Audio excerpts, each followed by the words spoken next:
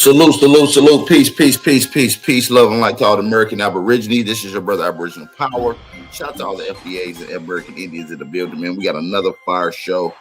I want to put out the title. Y'all see the title. Y'all know what's going on. It's claiming our American lineage, hurting Tethers. Also, we got Fat Joe admits that Latino did not create hip-hop. For those that just not getting in the building, hit that like button, thumb up the video, and we'll get through the intro. Let's go.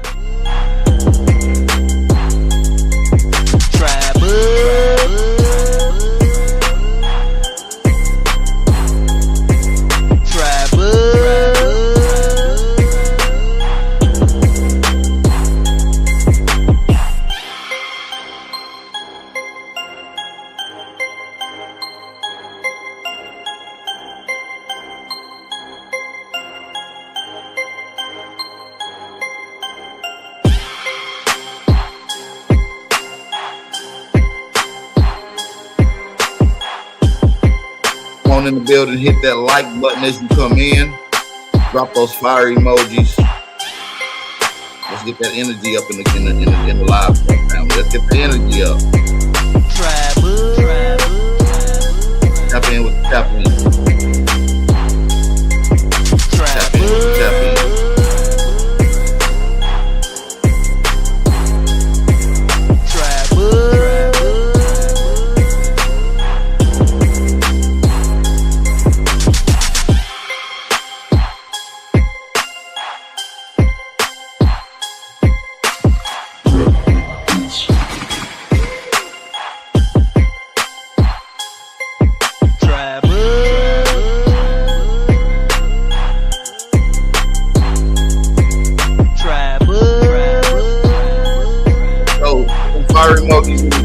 Drop up wires up. Let's go. Let's go.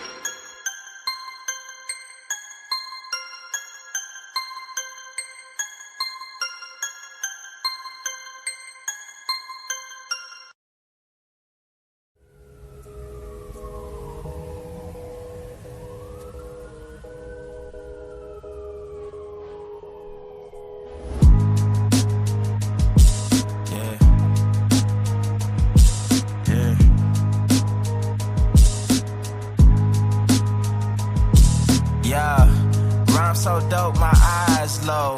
When you move like God, the time slow. I came back for the blacks and John Doe's. Crack open them land patents, let go of them townhomes. What's a native to a native? Eat $5 dough if he not melanated. Pale faces got you waiting on a savior. Sending prayers up, he texting back on vacation. Yeah, God's children. Give all your praise to Jesus, but how God feeling?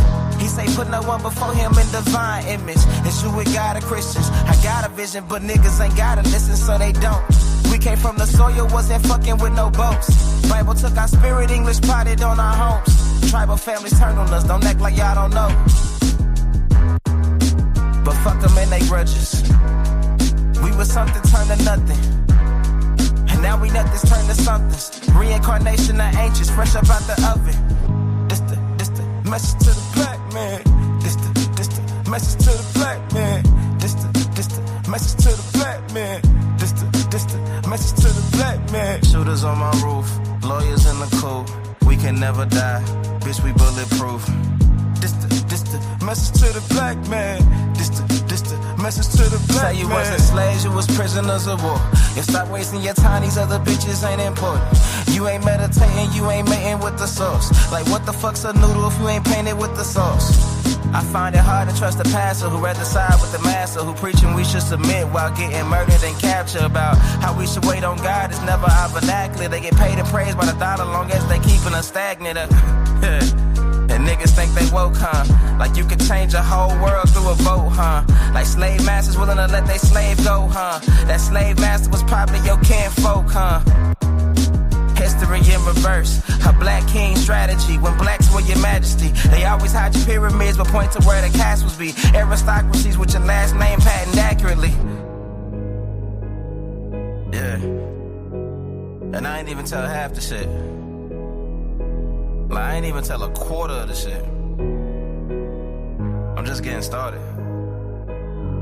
Y'all niggas rap about I'm busting guns and all this weird shit. I'm trying to get my people back, nigga. Keys on the track, on the track, on the track, on the track, on the track.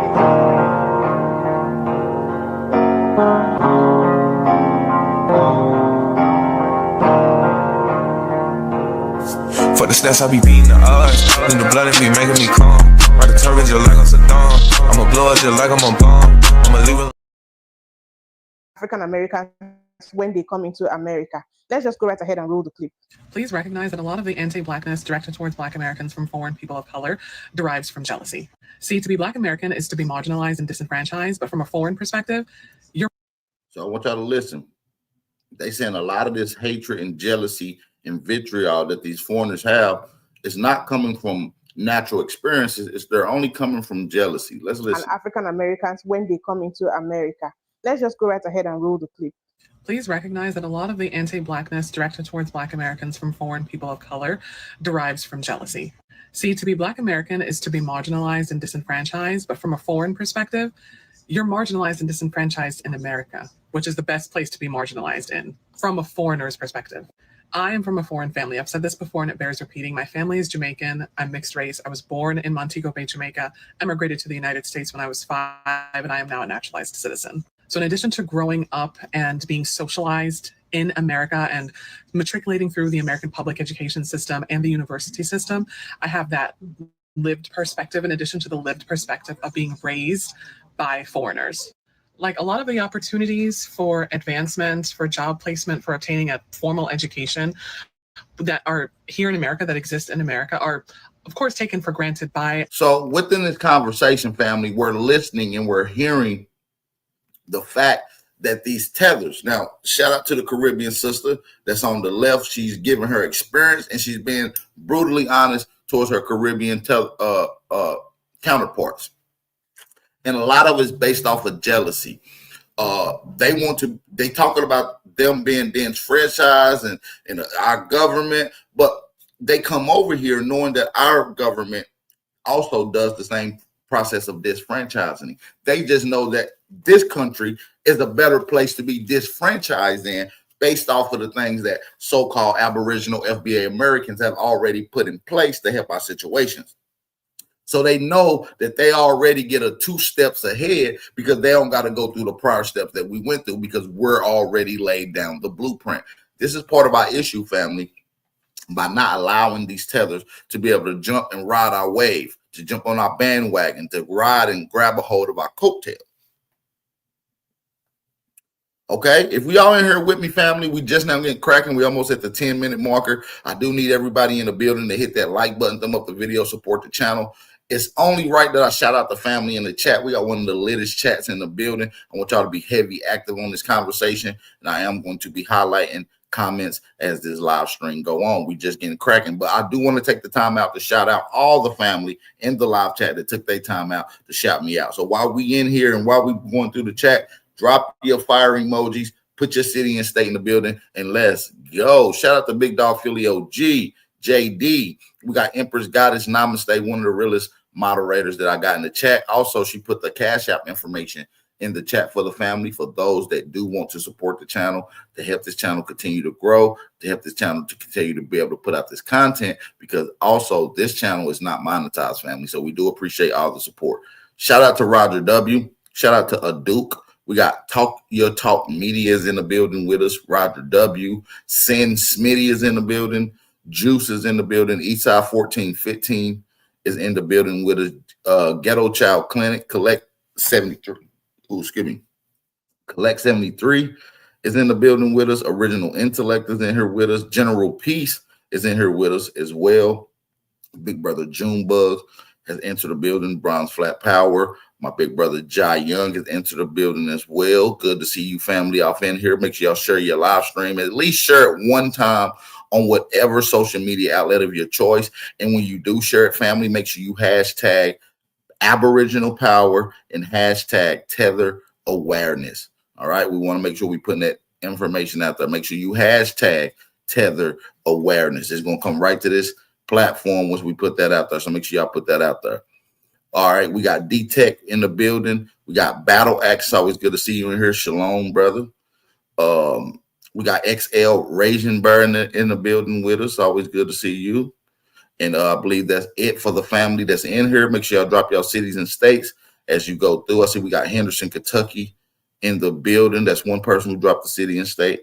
I would like to see where the family is. Let's get a quick roll call. But hey, while we getting back into this content, you know what I mean? Let's get back into it. But before we get back into it, I do need y'all to hit that like button, thumb up the video, and support the channel. Let's go.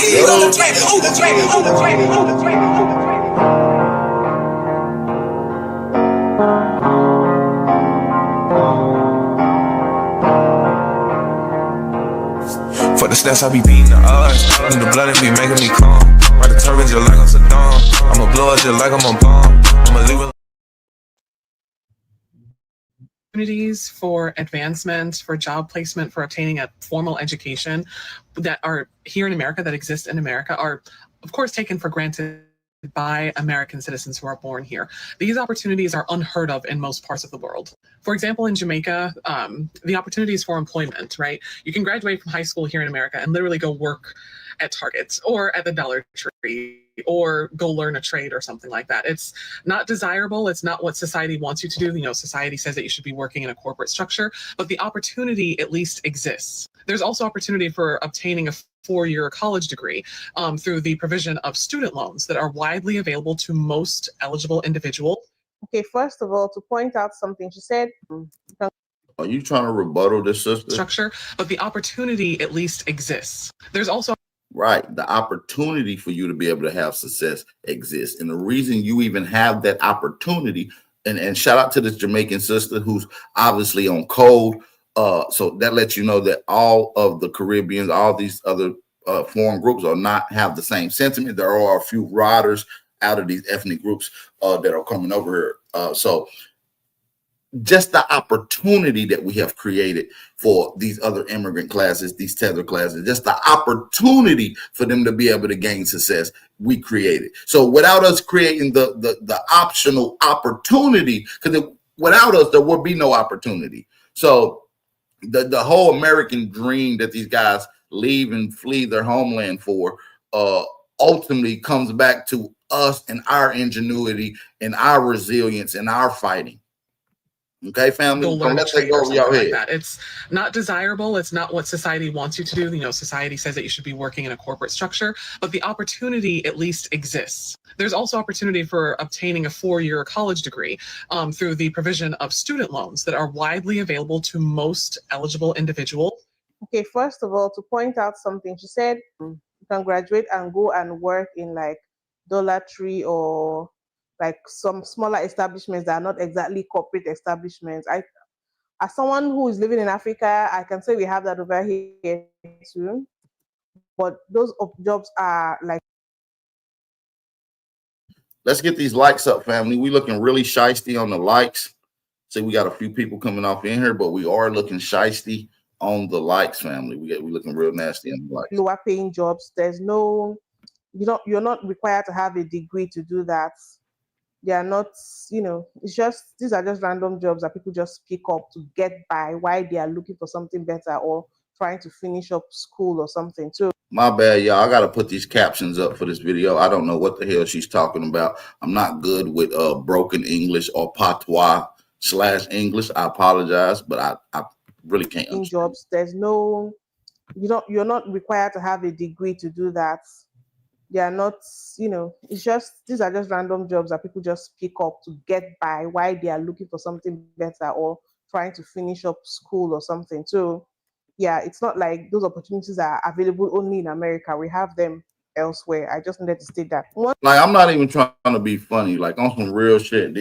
Without me putting these captions up, y'all don't know what the hell this lady is talking about. It sounds like a bunch of gibberish. Sound like you're talking with peanut butter and a bunch of stuffed marshmallows in your mouth.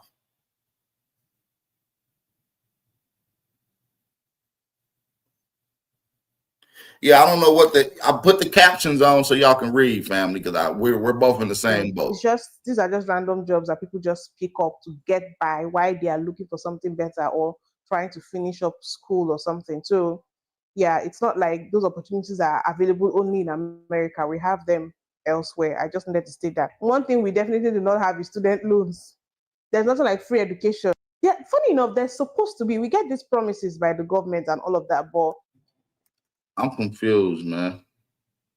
Now, I think this sister might be an African because I'm hearing a little African accent. You know what I'm saying? I'm hearing a little African in it. So, but yeah, hey, the translator is right here. Hey, it's capturing the word. We got the captions on I the just screen. needed to state that. One thing we definitely do not have is student loans. There's nothing like free education. Yeah, funny enough, there's supposed to be. We get these promises by the government and all of that, but a lot of the time, maybe sometimes it's followed through, but a lot of the time it's not really followed through. So there's really no provision to help you go to school, no financial provision to help you go to school if you do not have parents who can afford it, or if you're not ready to work to afford it. So I think abroad they have student loans, so you don't have to come from a family that can afford to send you to school. You can just have student loans. So I think, yeah, that's an advantage people in America have. Yeah. Individuals. In addition, yeah, of course you got that. You don't have to have parents that can afford you to come to school. When you come to our school, when you come to America, identify as Black, and you can enroll in certain programs that's allocated toward Aboriginal / FBA Americans. You guys tether on to the term and social identification of Black, and you guys are able to allocate these particular fundings, these particular grants that all are allocated for us because you guys are able to look like us and portray it like us. Okay, this is why you're able to get these benefits, whether you have a parent household that can afford these or not.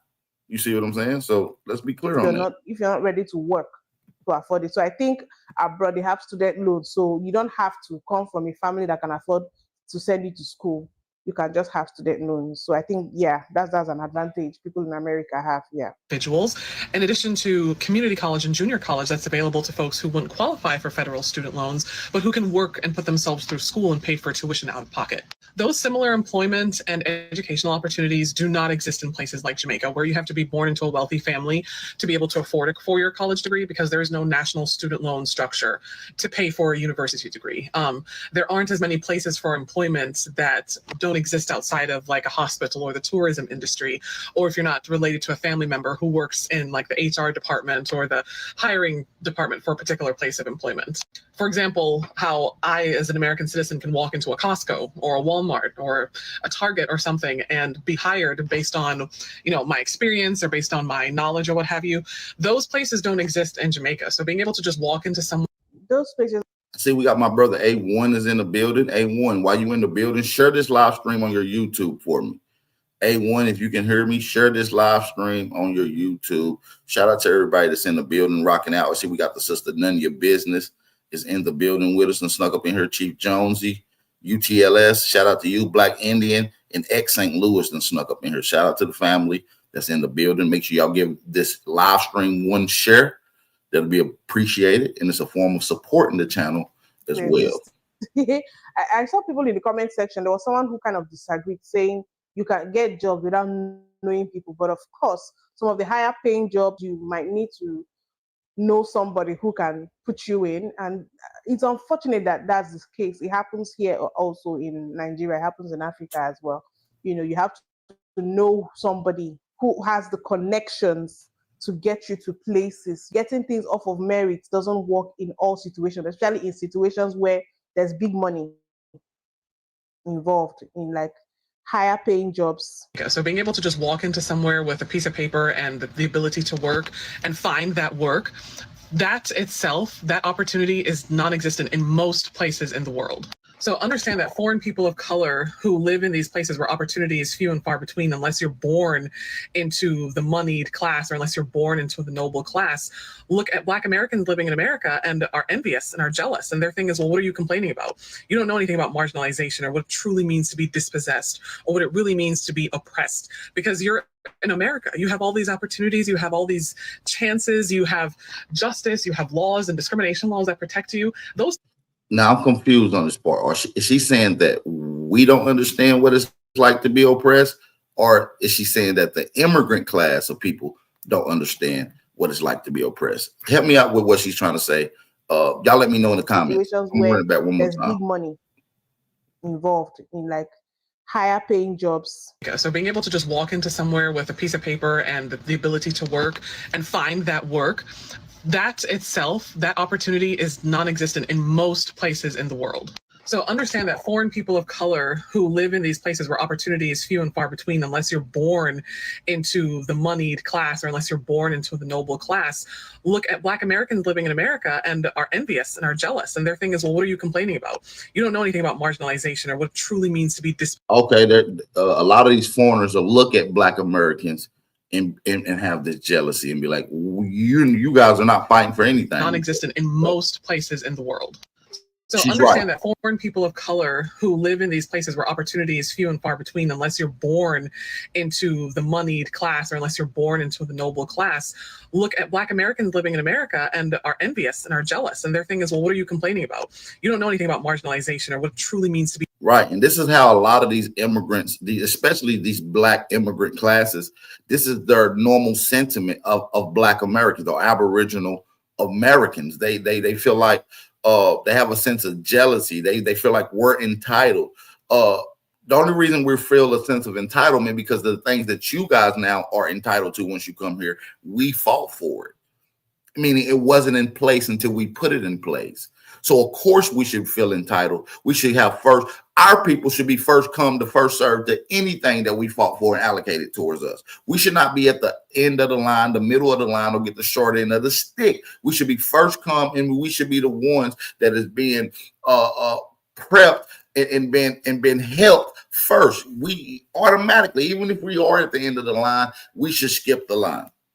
None of these foreign groups should be in front of us when it comes to benefits, because nor did they ancestors or nor did they fight for any of the allocated benefits. Class, or unless you're born into the noble class. Sorry about that, you guys. Look at Black Americans living in America and are envious and are jealous. And their thing is, well, what are you complaining about? You don't know anything about marginalization or what it truly means to be dispossessed or what it really means to be oppressed, because you're in America. You have all these opportunities, you have all these chances, you have justice, you have laws and discrimination laws that protect you. Those things don't exist where I'm coming from. So what's the... Now, what she's saying actually makes sense. There are a lot of people, I can speak for what I know, African people, Nigerian people. I've heard some people say, all they do is complain. All those African Americans do is complain. Like over here, do they know what we're suffering? There are opportunities over there that those people should be taking advantage of instead of complaining. I've heard things like that, because at this point now we are like comparing who has it worse. We have it worse here in Africa. If only I can find my way to America, just see what I'm going to become in a couple of years. Those people are there and opportunities are wasting. So that is the mentality, and that's what she's saying. She's right with what big deal with you. And again, it's envy, because yeah, you're marginalized, but you're marginalized in America, where you have a right to legal advice. You have a right to a speedy and fair trial. You have a right to be protected from unreasonable government search and seizure. You have discrimination laws that protect you. You know what I mean? Like you have all of these things that protect you that you're just born into just by accident of birth that I don't have in my own country. Mix that envy and jealousy in with the... Well, are we going to call it envy or jealousy? Yeah, I think you can call it jealousy. Like, you guys are there wasting opportunities. Try being born over here in my country and let me see if you have something to complain about. I think that's where that comes from. Like, you guys are misusing. If we was born in your country, of course we will have things to complain about. You guys complain without even saying a word because you guys flee your homeland and you don't create, fight, build, or put together opportunities in your own homeland, just like the opportunities we created and built in our homeland.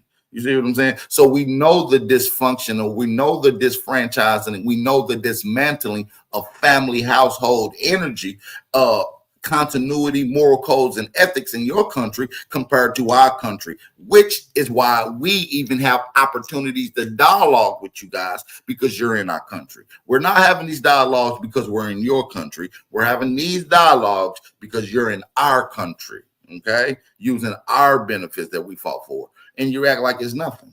The mentality now, I'm not saying this, the mentality is like, oh, African Americans are misusing the opportunity. Yes, you're marginalized, but you're marginalized in America.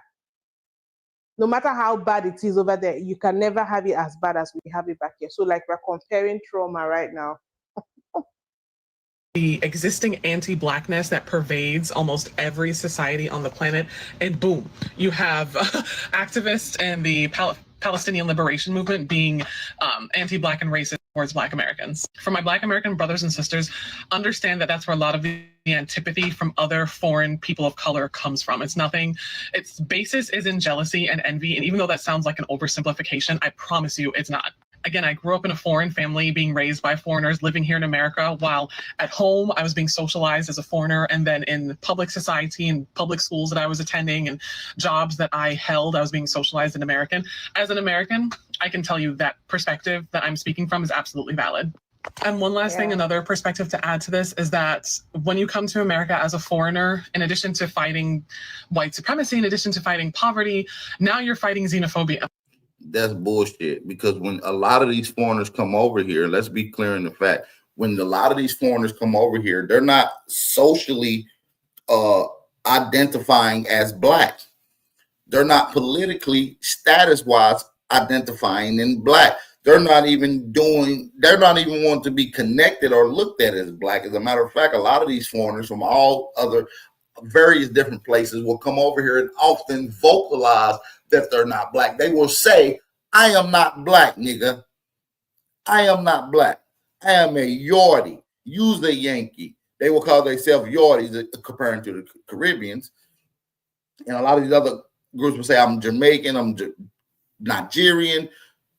Whatever the case may be, they did not identify as what you are till they seen that there were benefits off of it. So now this lady is double speaking, or maybe I just misquoted. Living here in America, Reparations movement being anti-Black and racist towards Black Americans. For my Black American brothers, anti-Black. Let me run this back. I want y'all to pay attention. Hit that like button. Hey, let's get a few people to support the channel. Why we haven't had one person support the channel today, man? We got over 100 people in this live chat right now. Let's get these likes up too, by the way. Let's get these likes up. Let's get at least 5 people to support the channel this half of the live. All right. Let's get at least 5 people to support the channel. All right. Only the real support the real. All right. The existing anti-Blackness that pervades almost every society on the planet, and boom, you have activists and the Palestinian liberation movement being anti-Black and racist towards Black Americans. For my Black American brothers and sisters, understand that that's where a lot of the antipathy from other foreign people of color comes from. It's nothing, its basis is in jealousy and envy, and even though that sounds like an oversimplification, I promise you it's not. Again, I grew up in a foreign family. It literally comes from jealousy. From other foreign people of color comes from. It's nothing, its basis is in jealousy and envy, and even though that sounds like an oversimplification, I promise you it's not. Again, I grew up in a foreign family, being raised by foreigners, living here in America, while at home I was being socialized as a foreigner, and then in public society and public schools that I was attending and jobs that I held, I was being socialized in American. As an American, I can tell you that perspective that I'm speaking from is absolutely valid. And one last thing, another perspective to add to this is that when you come to America as a foreigner, in addition to fighting white supremacy, in addition to fighting poverty. Let's be clear. None of these tethers come over here and fight what we are claiming, quote unquote, white supremacy is. These black foreign groups, like these ladies you see on the screen, does not come over here and fight the white supremacist class that we're calling, quote unquote, whether you agree with it or not. We're just going to identify as that for right now. They do not come over here and go against that class. They actually come over here and sit next to that class and hope they can be invited to their seating. They want to be aligned with the supremacist class. So there's no way you're coming over here going against it when you align yourself with them. And what's one of the main mission statements of the colonists? To deprive and disfranchise Negro, Aboriginal, FBA communities. And these tethers are being a proxy of the white supremacists to do the job. They're just pawns in this chess move. All these foreigners are just pawns to the European class in this chess move, family. This is a fact. This is a fact. Absolutely valid. And one last thing, another perspective to add to this is that when you come to America as a foreigner, in addition to fighting white supremacy, in addition to fighting poverty, now you're fighting xenophobia, right? Now you're fighting the immigration system and having to spend tens of thousands of dollars, if you have it, and years matriculating through the immigration system in the US. Foreigners like myself who have to deal with the United States Center for Immigration Services, who have to worry about ICE, who have to worry about whether their green card needs to be renewed, who have to pay for the exorbitant fees that it costs to apply for citizenship, because citizenship is not. Well, that's the price you pay when you flee your homeland. You complain about the process that allows you to come over here. Y'all complain about the security process that we need for you guys to come over here. You guys complain about you guys being productive in normal society, but you fled your homeland. You knew what the mission was when you came to America. I see a lot of people in the chat saying the lady on the left may be a trans girl. I don't know. I don't know. Y'all guess as good as mine. Automatically granted to folks just because you live here for X amount of years. It is something that you have to apply for. It costs. Voice is a little deep though. You have to pay for the face a little strong. Exorbitant fees that it costs to apply for citizenship, because citizenship is not automatically granted to folks just because you live here for X amount of years. It is something that you have to apply for. It costs thousands of dollars and it takes years for your application to process. It's not an immediate, yes, congratulations, you're now a US citizen. They have to go through your entire. I mean, her voice deeper than Zay's. Her voice deeper than Cuz. That you have to apply for. It costs thousands of dollars and it takes years for your application to process. It's not an immediate, yes, congratulations, you're now a US citizen. They have to go through your entire immigration record from the very date you set foot on US soil to determine whether or not you're even eligible to be a US citizen. And all while that process is ongoing, you are experiencing xenophobia, you are experiencing or struggling with your dual identity. On the one hand, you're not fully American, so you're not quite in with American crowds, but on the other hand, your family and your immediate network don't view you as being a full native of the homeland either, because now you live in America and you grew up here and you've been socialized here. So you struggle with those identity complexes and whatnot, all while you're waiting for the US government to turn around and say, okay, yeah, you can be here. So basically, she's pointing out all the many things immigrants have to like struggle for, all the many things that you're not struggling for nothing. The only struggle you got is bringing all your household items on a boat ride to America. That's your only struggle. It's taking all your belongings in a suitcase and marching down to the immigration office once you land here. That's your biggest struggle. And from that point on, you get allocated to opportunities and grants that we fought for. You're not struggling that much. Because if you were struggling that bad in America, you would have never left to come to America. If it was America was this big bad and you got to work so hard, why you just didn't work hard in your homeland? See, these are the questions that we got to ask these families. If these guys are working so hard just to get opportunities here, why didn't you work hard in your homeland to get those opportunities? Miss Nigerian lady. Nobody said you guys got to stay here. Nobody's forcing you guys to stay here. Nobody's begging you guys to stay here. You guys fled willingly your homeland to come to our homeland. And now you complain about the legal process and endurities that you got to go through when you got here. You knew that. You've been looking at historical history and how the indigenous so-called FBA family here has been deprived, have been POW, have been mislabeled, went through Jim Crow, was misdone and misused on the educational system. Y'all seen it prior to y'all coming here, but yet you still willing to come here to be a part of it because you know and you guys made up in your mind that when you come here, you're not going to align with the people who's getting done wrong. You're going to try to align yourself with the ones who's doing the wrong.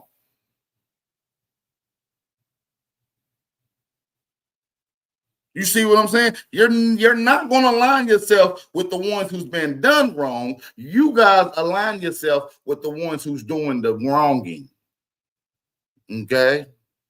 So you guys do not care about Aboriginal so-called FBA families and ingenuities, what they need, their prosperities, their elevation of economic and political footing. Y'all are actually the issue that is depriving and taking away from those opportunities. Because for one opportunity that is here for an American, Aboriginal, FBA, and for every foreigner that's here, that takes away from that opportunity. See?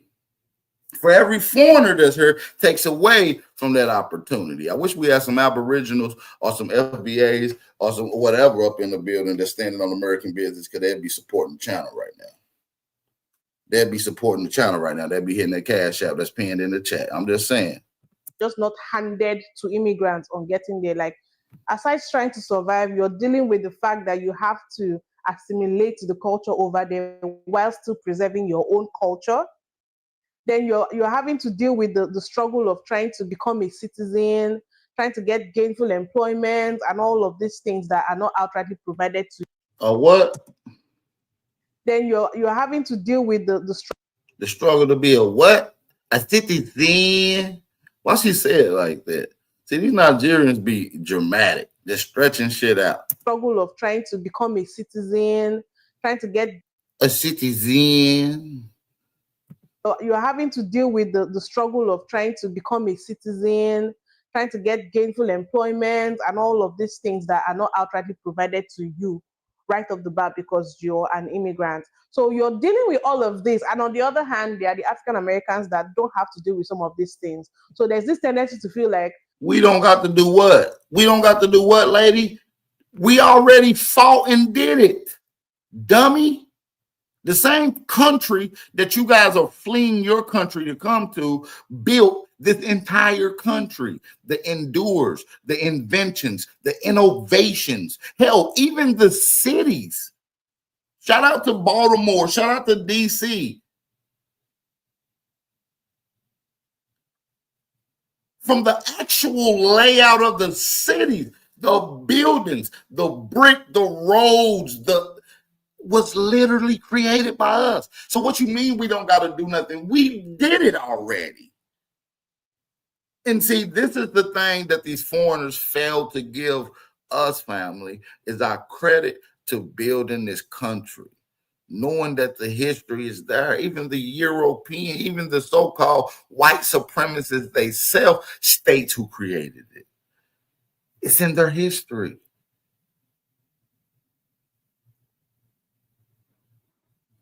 So what are we not doing that you guys are doing? Oh, we're not fleeing, going to another person's country, asking that government for handouts.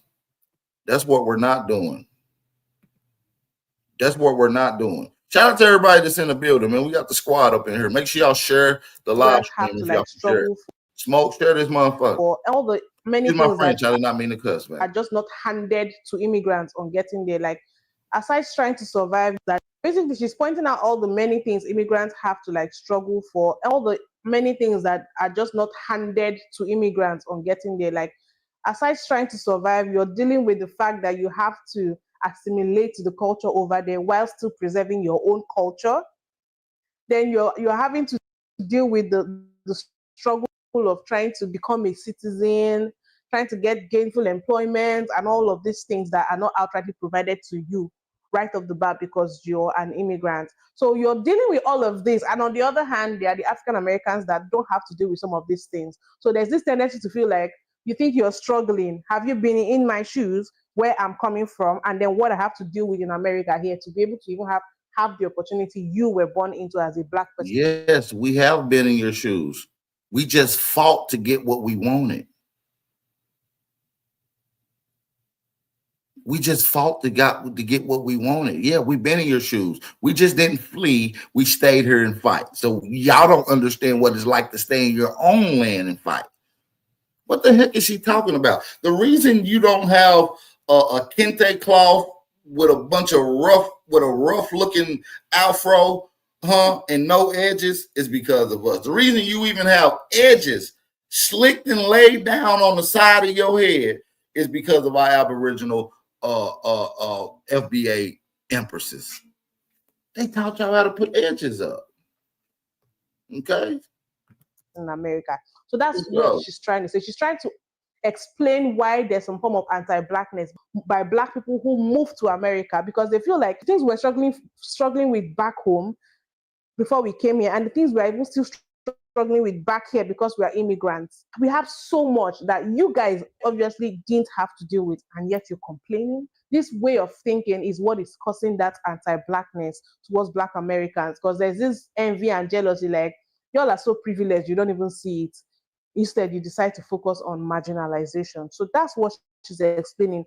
And believe me, the number of immigrants that think like this, even we back home, I'm not going to lie, think the same thing as well. Like, yes, they don't like you, they are anti-Black, they are this, they are that, but yes, you can still refuse to focus on those people and make money. Do your thing. Leave them. Who cares if nobody likes you? So yeah, I kind of like diverted. But anyways, you guys see what I'm trying to say. Here forever now, basically. My mom raised my sister and I while my mom and I were undocumented immigrants. My sister was born here, thank God, but my mom and I were undocumented immigrants for 15 years, not because we came here illegally, not because we came here by subverting the process. We arrived with visas. My mother was married to my father, who was a Jamaican national, who was also a U.S. citizen. So this process wasn't because of any of our own doing. We came here, lived an upper middle class lifestyle, and came from the upper class of Jamaican society, and yet and still we still struggled. So for my Black American brothers and sisters, add all of those nuances to not explain away or to justify the racism and the anti-Blackness that we're seeing from foreign communities of color, but to explain it so that you understand where it's coming from. Mm-hmm. Foreign people of color are deeply envious of Black Americans and the privileges and the liberties Black Americans seemingly have here in the United States. And yes, they full well know that those privileges are always at risk of being taken away by white patriarchal structures, because these foreign communities of color are subject to those same structures abroad. They know that. The issue is that unlike Black Americans, they don't have the balls to stand up to those patriarchal structures. And that's another element of the envy. Something that my Black American friends have taught me, a phrase that I carry with me everywhere, is that closed mouths don't get fed. Black Americans fully understand that and have understood that from day one, which is why Black Americans were marching, protesting, boycotting, burning down slave plantations, making speeches until rights that where they should have been born with were given to them almost by force. Black Americans were not afraid to stand up to white patriarchal structures. You see this right here? This is something. Let me run this back because I need y'all to get all this in. I need y'all to take all this in. This is a bunch of malarkey. Some points was actually somewhat valid, but we're going to break this thing down properly. Shout out to everybody in the building. Shout out to everybody that's in the building. Let's go. Still refuse to focus on those people and make money. Do your thing. Leave them. Who cares if nobody likes you? So yeah, I kind of like diverted. But anyways, you guys see what I'm trying to say. Here forever now, basically. My mom raised my sister and I while my mom and I were undocumented immigrants. My sister was born here, thank God, but my mom and I were undocumented immigrants for 15 years, not because we came here illegally, not because we came here by subverting the process. We arrived with visas. My mother was married to my father, who was a Jamaican national, who was also a U.S. citizen. So this process wasn't because of any of our own doing. We came here, lived an upper middle class lifestyle, and came from the upper class of Jamaican society, and yet and still we still struggled.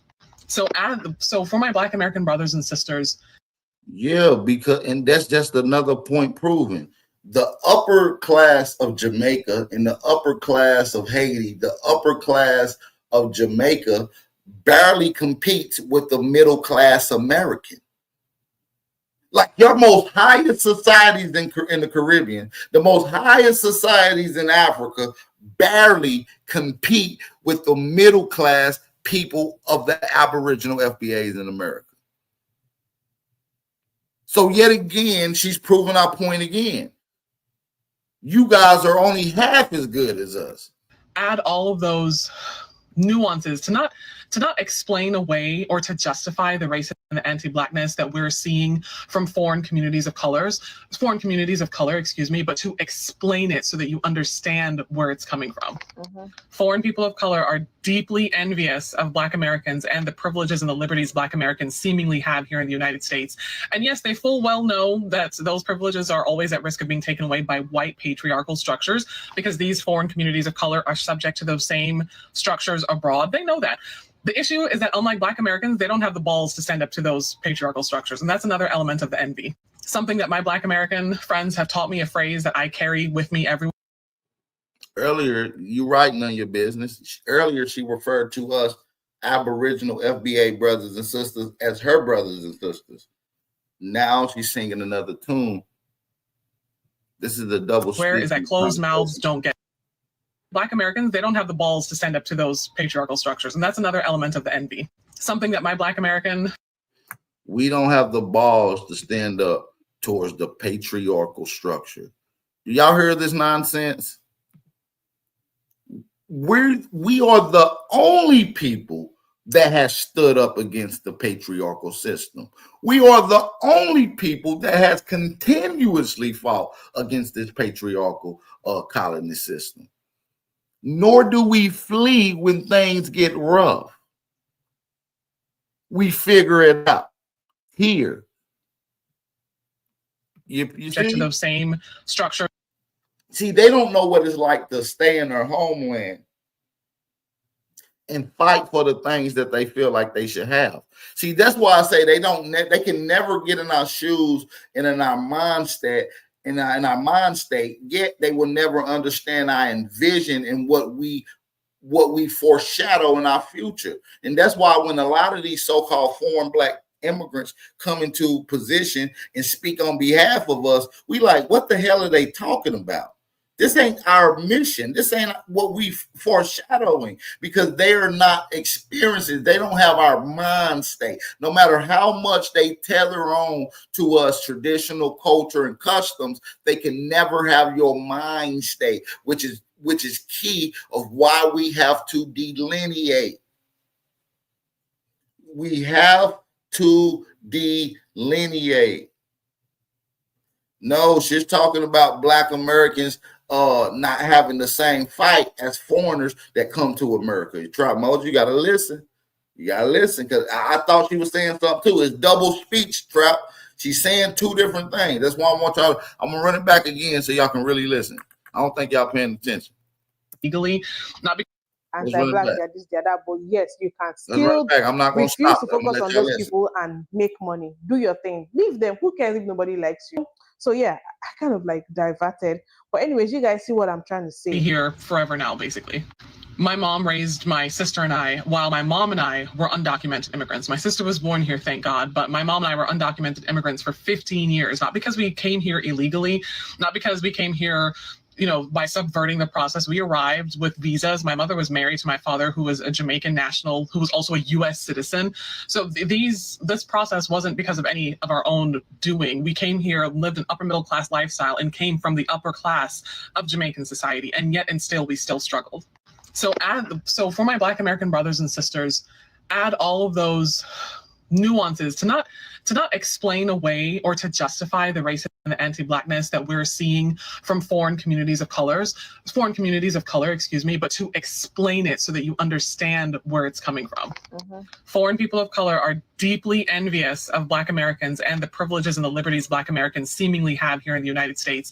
And yes, they full well know that those privileges are always at risk of being taken away by white patriarchal structures, because these foreign communities of color are subject to those same structures abroad. They know that. The issue is that unlike Black Americans, they don't have the balls to stand up to those patriarchal structures. And that's another element of the envy. Oh, no, you're right. My bad. She was agreeing with us. My bad. I didn't catch that part. That's my bad. Y'all was right in the chat. I misquote Trap Moses. I apologize. Y'all was right. She's right. She is agreeing with us. She's saying that these other foreign Black groups does not stand up to the patriarchal society. She's absolutely right. Foreign communities of color, but to explain. My bad, because I know I'll be over multitasking. So one miss of a couple words is the whole conversation is taken out of context. But yeah, that's why we got this replay button. That's why we got the rewind button. Foreign communities of color, but to explain it so that you understand where it's coming from. Foreign people of color are deeply envious of Black Americans and the privileges and the liberties Black Americans seemingly have here in the United States. And yes, they full well know that those privileges are always at risk of being taken away by white. I say y'all call tranny she's now. I don't know if this is a tranny, y'all. I would just take y'all word for it, but I don't know. But I cannot confirm nor deny any of those statements, brother. I do not know, honestly. Patriarchal structures, because Americans and the privileges and the liberties Black Americans seemingly have here in the United States. And yes, they full well know that those privileges are always at risk of being taken away by white patriarchal structures, because these foreign. Now, a lot of these videos were given to me by some of my research team. So like I said, we're all watching these videos for the first time ourselves. You see what I'm saying? So we're all watching this for the first time right here. So this is my first time watching, and maybe some of you guys first time. So y'all bear with me. This is all live reactions right now. This is not rehearsed. We do actual real live reactions. We do not watch the videos ahead of time. That takes away from the reaction, family. You understand? That's why we do it like this. Those privileges are always at risk of being taken away by white patriarchal structures, because these foreign communities of color are subject to those same structures abroad. They know that. The issue is that unlike Black Americans, they don't have the balls to stand up to those patriarchal structures. And that's another element of the envy. Something that my Black American friends have taught me, a phrase that I carry with me everywhere, is that closed mouths don't get fed. Black Americans fully understand that and have understood that from day one, which is why Black Americans were marching, protesting, boycotting, burning down slave plantations, making speeches until rights that where they should have been born with were given to them almost by force. Black Americans were not afraid to stand up to white patriarchal structures. You see this right here? This is something I have been skeptical about saying on this channel, or I've been asking myself, what is the best way to say this so that I don't sound like I'm selling the continental Africans out? Because I actually admire the tenacity. I admire the resolve of African Americans, the ancestral ones, and even now. How much, it doesn't matter how many injustices are done. It doesn't matter how many millions of marches y'all have done. Y'all are still ready to go out there and march and protest and ask for your rights and ask for justice to be served. But I, in my lifetime as a Nigerian, with everything that is going on here, that we know that we're being, we know the things that we're suffering. We know the people who are doing this to us. I've experienced just two protests in my lifetime. Just two. Asking for justice, asking for a change. So I see African American people as not afraid to fight. They are brave. They are making the changes that need to be made. But on the other hand, we back home, we are going to do, like, if you watch the other video, that one of, Chinese people being rated system in Asia, just like that woman who complained about the racism. She ended the video saying, God will punish them, thunder will fire them. She was even not brave enough to call the name, to call them out, the people that she was addressing those insults to. So we are always wanting to leave it for God or waiting for something to happen one day. Nobody wants to be the one to start a movement. And now there's reason for that too. Like, when you do it, you're putting yourself out there as a target. It's not easy. You might lose your life or whatever. It's not easy to come out and say, but African Americans who do this are also aware of the risk and they still do it. The freedom they have today was for people who knew the risk. We know the risk because, listen, at the end of the day, there ain't nothing that can be done to Aboriginal or FBA Americans that they haven't already tried. We are a warrior-spirited people. We are the soul people. You might can disfranchise our neighborhoods. You might can steal our patents, but you can't break our spirit and steal that energy, family. I still went for it. I don't know when we are going to get to that level of bravery and activism over here. To the point that there are some things that happen in Africa that even when I want to make videos about them and I'm looking for stitches online of people airing their opinions, I don't find stitches because nobody wants to come out and talk about these things. Nobody wants to come out and talk about the real issues.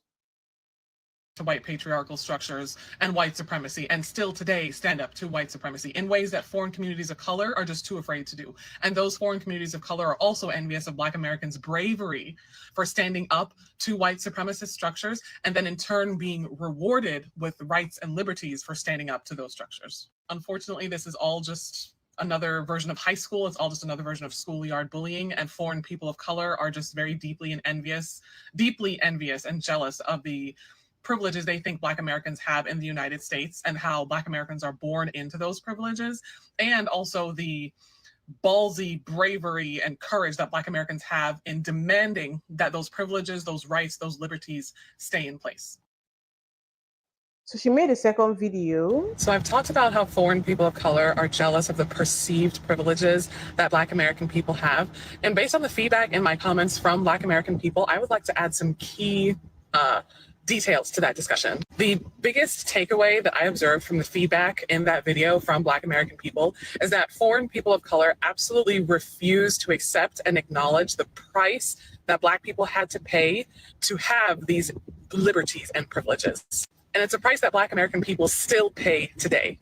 It's a price that was paid in blood, bones, backs, muscles, joints, autonomy, freedom. Come on, man. At least some of the immigrant classes actually freaking get it. And look at this lady face. She heard it. She felt that in her soul when another immigrant of her liking tell her the truth.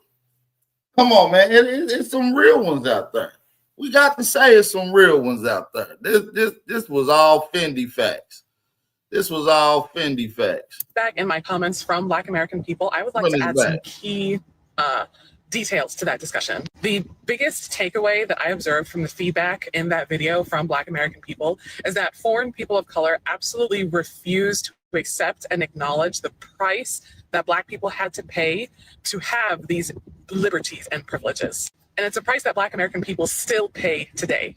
It's a price that was paid in blood, bones, backs, muscles, joints, autonomy, freedom, etc. See, what I've observed being a foreigner myself and being raised in a foreign family, what I've observed is that foreigners are in this like silent one-way competition with Black American people as to who is oppressed more. And it's very much like oppression Olympics. Yeah, well, you have that stuff going on in your country. In my country, we have XYZ. In my country, our politicians are all corrupt. I don't know if I would call it like a competition. Well, she cut that off fast. She even started laughing. That was a laugh of, yeah, I'm tired of listening to this wench. She giving them too much credit. You see what I'm saying? Etc. See, what I've observed being a foreigner myself and being raised in a foreign family, what I've observed is that foreigners are in this like silent one-way competition with Black American people as to who is oppressed more. Look, she didn't like that. That hurt her feelings. When she said that, it hurt the other feelings. When this foreign lady or whatever said this one was hurt off of that. You can hear that was a hurt laugh. Being a foreigner myself and being raised in a foreign family, what I've observed is that foreigners are in this like silent one-way competition with Black American people as to who is oppressed more. And it's very much like oppression Olympics. Yeah, well, you have that stuff going on in your country. In my country, we have XYZ. In my country, our right. They do that a lot. They do that absolutely lots. Shout out to that lady, man. The sister going in. Chief 18 Wheels. Listen, man, that's another conversation I'm gonna bring to the light is how these foreigners are trying to overtake the trucking game, and they're deflating the numbers from what we are supposed to really get. Truck driving used to be a big thing. It was good money in the early 70s, going up into like the early 90s, maybe even somewhat into the late 90s. After that, the over fluctuation with these foreigners in the trucking business kind of exalted the money that was supposed to increase. Now it's pretty much nothing. Back in the day, truck driving was a big thing. And a lot of it is because of this foreign presence. And that's a conversation that I am going to bring to the light as well. And it's a price that Black American people still pay today. It's a price that was paid in blood, bones, backs, muscles, joints, autonomy, freedom, etc. See, what I've observed being a foreigner myself and being raised in a foreign family, what I've observed is that foreigners are in this like silent one-way competition with Black American people as to who is oppressed more. And it's very much like oppression Olympics. Yeah, well, you have that stuff going on in your country. In my country, we have XYZ. In my country, our politicians are all corrupt.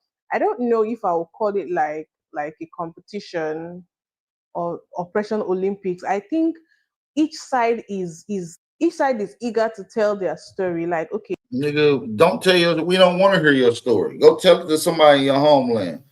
We in America. Shout out to Roger W. and G's from the Schuylkill River for supporting the channel, being the only 2 family members that supported the channel. I want y'all to show some love to my brother G's and Roger W. for supporting the channel, man. Make sure y'all get in that live comment section and show some love to them brothers. Let's get a few more people to support the channel, man. Don't be the only ones to support the channel, man. Rock out. Shout out to everybody that's in the building. We're gonna bring that up to the light. That's a good conversation, Chief 18. This is where you are. Appreciate where you are. Over here, this is it. You know, I don't think it's like, I don't know.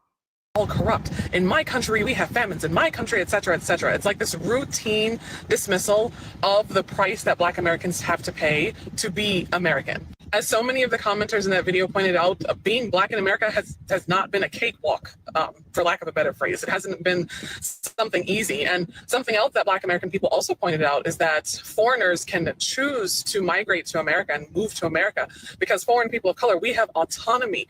We have agency in being able to choose where we live and where we call home. For Black American people, historically, that choice was robbed from them. It was deprived from them because imperial powers traveled to the continent of Africa, kidnapped African individuals by violence and by force, trafficked. Now, we don't agree with all that. I know some of my FBA brothers and sisters do, but we detaching ourselves from that slave narrative because we were POWs. We from America. We was already here. We was warriors going to war with the foreign colonists that was bringing their armies here. You see what I'm saying? We didn't get brought on no boat, packed on the ship and dipped and brought it into the place of milk and honey. You understand me? We didn't come here. We from here. Say it again with us, family. We didn't come here. We from here. We're not new here. We grew here. We are the Aboriginal autonomous beings, aka the Aboriginal. Some may call us the FBA. But we from this land. We from America. We are American. You understand what I'm saying? Y'all have been bamboozled with that story. And that's why we got to have people like us speaking on behalf of us. No offense to my foreigner sister who've been dropping some heat up until this point. You feel what I'm saying? But no, man. Where we live and where we call home. For Black American people, historically, that choice was robbed from them. It was deprived from them because imperial powers traveled to the continent of Africa, kidnapped African individuals by violence and by force, trafficked them to the Americas, and then forced them into chattel slavery for hundreds of years. Yeah, that's a nice story and all, but it's even more horrific when you find out that's a lie and that all the people you was told were African were in fact the Aboriginal people who all their lands, principalities, governments and stuff was taken by the colonists, used and quote unquote rebranded as European American powers, and then you reclassified as the nigger in the African slave when you never was from Africa, and you created the entire country all the way down to the flags, all the way down to the stripes, all the way down to the democracy principalities of the government. That's an even more crucial story once you really get the truth. See? Cannot underestimate the centuries that Black American people spent as enslaved property in the eyes of the law. Then after that chattel slavery was over, Black Americans then had to spend a subsequent, 2 centuries under Jim Crow and segregation laws still being viewed as inhumane property. Can we please remember that Black American people did not have the right to vote in elections until the 1960s? 1964 specifically, my mother was born in 1966, just for reference, and I'm a 31-year-old millennial. Thank you to all of the commenters who provided that feedback in that video, and please forgive me, the only reason I didn't include these important pieces in my discussion was just for time constraints. But yeah, foreign people of color are envious of Black Americans and absolutely, by the same token, refuse to acknowledge the price that Black Americans have had to pay to live in America. She said it better than any other foreigner I heard said it. You feel me? These people are jealous and envy of us. And not just all of them, and particularly the foreign Black class of people are jealous and envious. 1966, just for reference, and I'm a 31-year-old millennial. Thank you to all of the commenters who provided that feedback in that video, and please forgive me, the only reason I didn't include these important pieces in my discussion was just for time constraints. But yeah, foreign people. Now listen, I want y'all to listen to this part right here. This is the key part right here. All right, I need y'all to listen to this key part right here. All right. But yeah, foreign people of color are envious of Black Americans and absolutely, by the same token, refuse to acknowledge the price that Black Americans have had to pay to live in America, and it's a price that they still have to pay. And also refuse to acknowledge that, yes, although we come to America and experience xenophobia, we had agency and we had autonomy and the power of choice in coming to America. That's what kills them right there. See, that's what they don't want to hear right there. The blood, sweat, and tears that we put in here, and that y'all have the right and the option to come here. We from here. We was born here. We are the aboriginals here. There was no other option besides make our situation great, which is what we did, which is why y'all flee and come to her. And y'all fail to acknowledge that, like she just said. You know what I'm saying? In that video, and please forgive me, the only reason I didn't include these important pieces in my discussion was just for time constraints. But yeah, foreign people of color are envious of Black Americans and absolutely, by the same token, refuse to acknowledge the price that Black Americans have had to pay to live in America, and it's a price that they still have to pay. And also refuse to acknowledge that, yes, although we come to America and experience xenophobia, we had agency and we had autonomy and the power of choice in coming to America. That was a privilege. You know, this kind of reminds me of some of the comments I see in the comment section of some of my videos, where African Americans are like, why are you guys running over here to the West? Go to Africa and build your country. Fight for your rights in your country. Right. Fight for your country. Take your country back from the people that are destroying it. You know, and you can't say that you got to take it. See, this is the thing about Africa, family. That conversation doesn't work with Africa, because Africa is a whole continent with 54 different nation states there. Okay. And within that whole within that whole continent, the whole entire structure is ran dominantly by Africans. So you can't say, oh, I'm going to go fight and build up my homeland from the ones who's destroying it. The only people who's destroying your homeland and not building it is your people. You are the dominant. There's 10% colonists there, 90% of the indigenous Africans there. Why is y'all not building and overthrowing anything? Because y'all docile. Y'all energy is not as vibrant. Y'all don't get as hyped up and lit until you get around us. Y'all fight don't even become a real fight until you get around us. Y'all only bark when y'all get around us. So this don't even, somebody said, tell me she don't look like Janice. Fight for your country. Take your country back from the people that are destroying it. You know, and it's true, because we actually have a choice to stay back and fight or to go. And nobody wants to be a martyr. Like, I feel like all these things, it's getting to the tipping point. Eventually, it's going to happen. Believe me, it is going to happen. I just don't know if it's going to be in our generation. And let's not even ignore the fights. We don't even want you around us, and even because you guys are running from your own people, and you mad because we don't want to be around you. Y'all don't even want to be around y'all. Y'all don't even want to be around y'all. You see what I'm saying? I don't think people understand this. You see what I'm saying? let's get into the next little clip I want to get into. It ain't gonna be that long. So we're gonna get into this next little clip. I do need y'all to hit that like button, drop a fire emoji. Like I said, let's get a few people to support the channel. Share this live stream.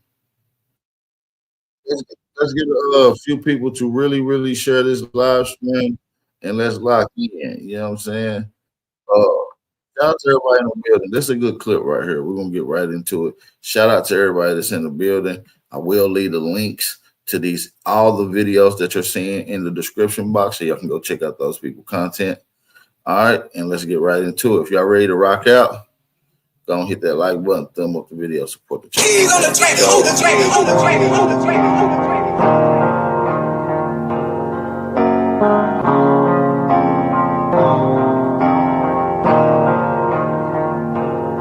For the stats, I be beating the odds. And the blood, it be making me calm. Ride the turret just like I'm Saddam. I'ma blow it just like I'm a bomb. And the Lineage movement has just sent a shockwave across all the land of America. Even the folks are shocked by delineation. The Democrats, you know, let me tell y'all what happened with that.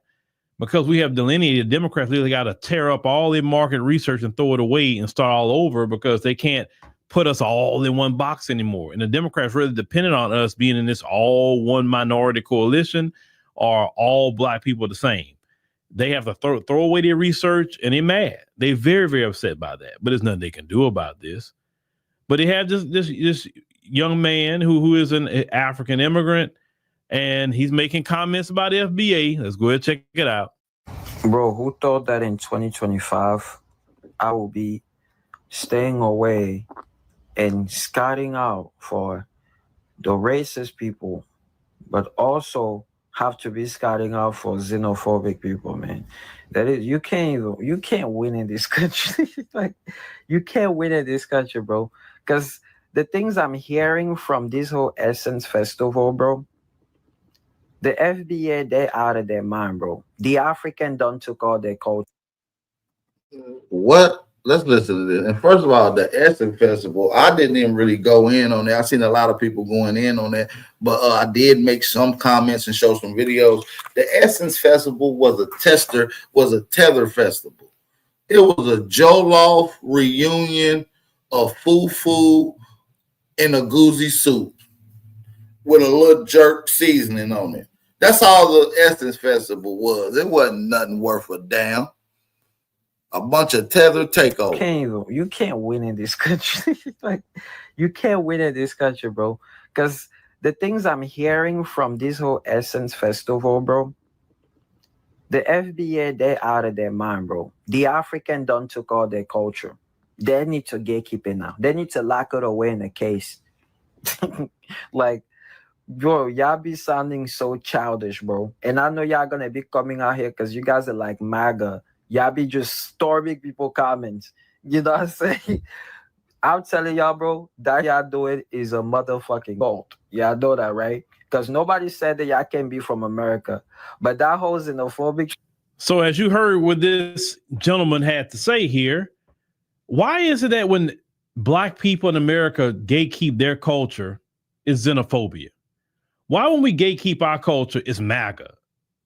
You are not smart at all. And I know the comprehension level is not good. Oh, don't I know the comprehension level is not good. But MAGA doesn't care nothing about Black America. So how are we MAGA? How? I'm trying to figure that part out. You need to explain it. When they say that, say, okay, explain to me, give me 5 points. Or how is Black Americans just like MAGA? They wouldn't even be able to come up with anything. Then this xenophobia word. No, the fact is, Black Americans are saying you're not. Xenophobia is a new word that they're pushing out. It's like a tether. A lot of tethers is going to use that word, and they mask a lot of shit behind it. Okay, they mask a lot of little shit behind that little xenophobia shit that they like to bring out.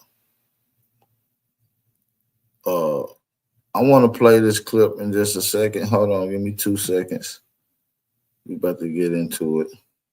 I do need y'all to hit that like button right quick, man. Let's get these likes up. I see we got a few family members that came off in the building.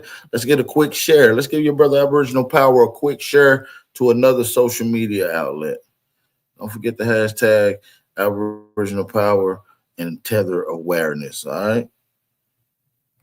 Don't forget to do that. All right.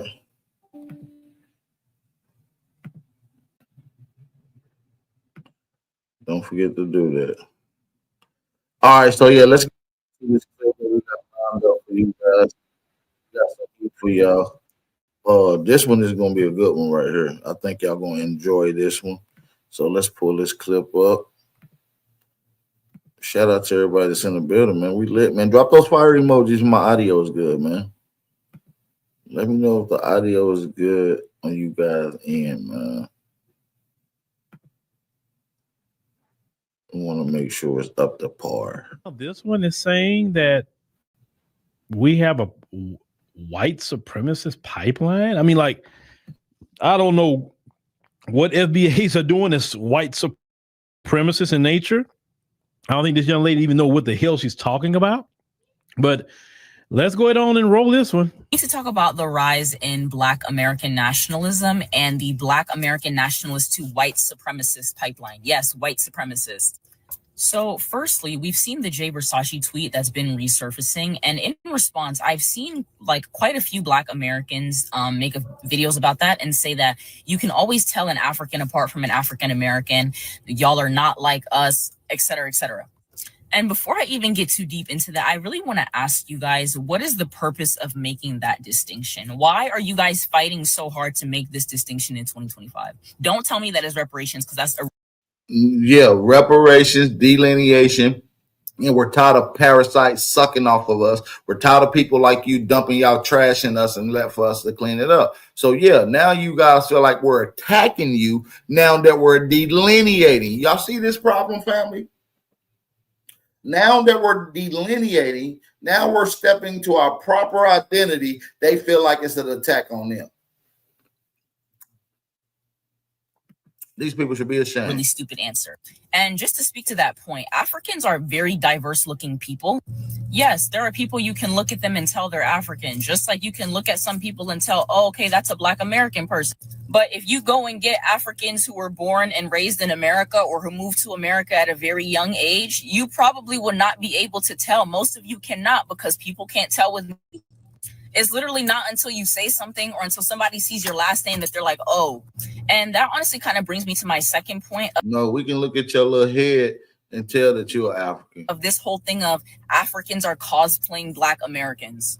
I don't really think you guys understand how silly you sound when you say this at times, but I think it really does speak to sometimes how Black Americans, when it comes to this particular subject, some of y'all can be a little bit narrow-minded in your thinking, because what do you mean we're cosplaying? If you're born and raised in a country, you're going to have the mannerisms of people in that country, especially if you're raised in a country like America where things are typically just straight segregated by race. Like, let's be real. So it's like, you're going to have and adopt the mannerisms of the people, you know, in your community, which for a lot of people who are African but born in America, that's going to be Black American people. Like, hello.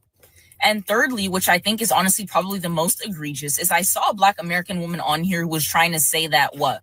She said that Africans, Latinos, and immigrants are the new colonizers. That's quite literally the term that she used. She says that Black American people and she included white Americans. She said Black American people and white American people who've been here for hundreds of years, whose families have been here, who came over from Germany and Ireland, who built this country. They built this country, and now people are trying to come over here and force their customs on them, et cetera, et cetera. And I saw her in the comments literally liking comments saying white and Black Americans need to stick together. Like, do you see where it's not okay? Like, first of all, do you know what a colonizer really is? Like, let's not use that term lightly. Like, if you are claiming that your family has been here for all these hundreds of years and all this other stuff, girl, you should know the real history of colonization in this country, and you should know the real atrocity that it was, and not try to compare people who are literally coming over here peacefully to try to seek a better life for themselves, the new colonizers. That's very audacious and nasty. Ooh, it's a lot. Yeah, it's a lot. And just look at her little bone structure. Just look at her little bone, frail little. See, only Africans come in frail body frames like this. See, this means you come from a starving lineage.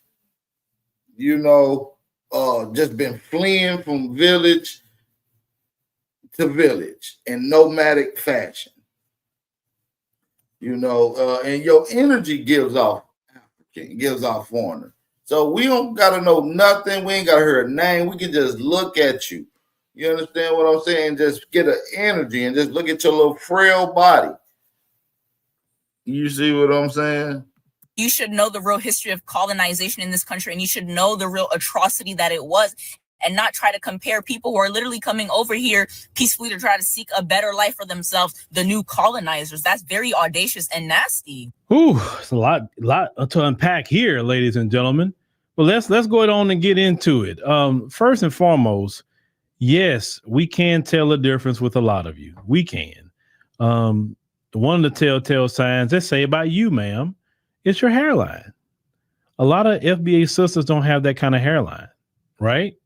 Another telltale. Hold on, let's zoom. Let's go back. Oh yeah, that hairline diabolical. Feel you wrong for that, gang. Sign you wearing a Cameroon, right?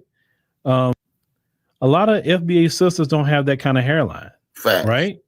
Another telltale sign you wearing a Cameroon soccer jersey.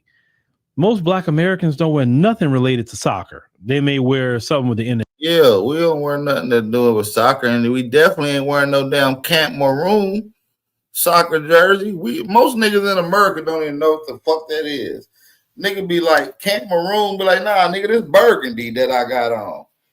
Nah, this ain't maroon, nigga. This burgundy, my nigga. Most Black Americans don't wear nothing related to soccer. They may wear something with the NFL. They may wear something with the NBA, right?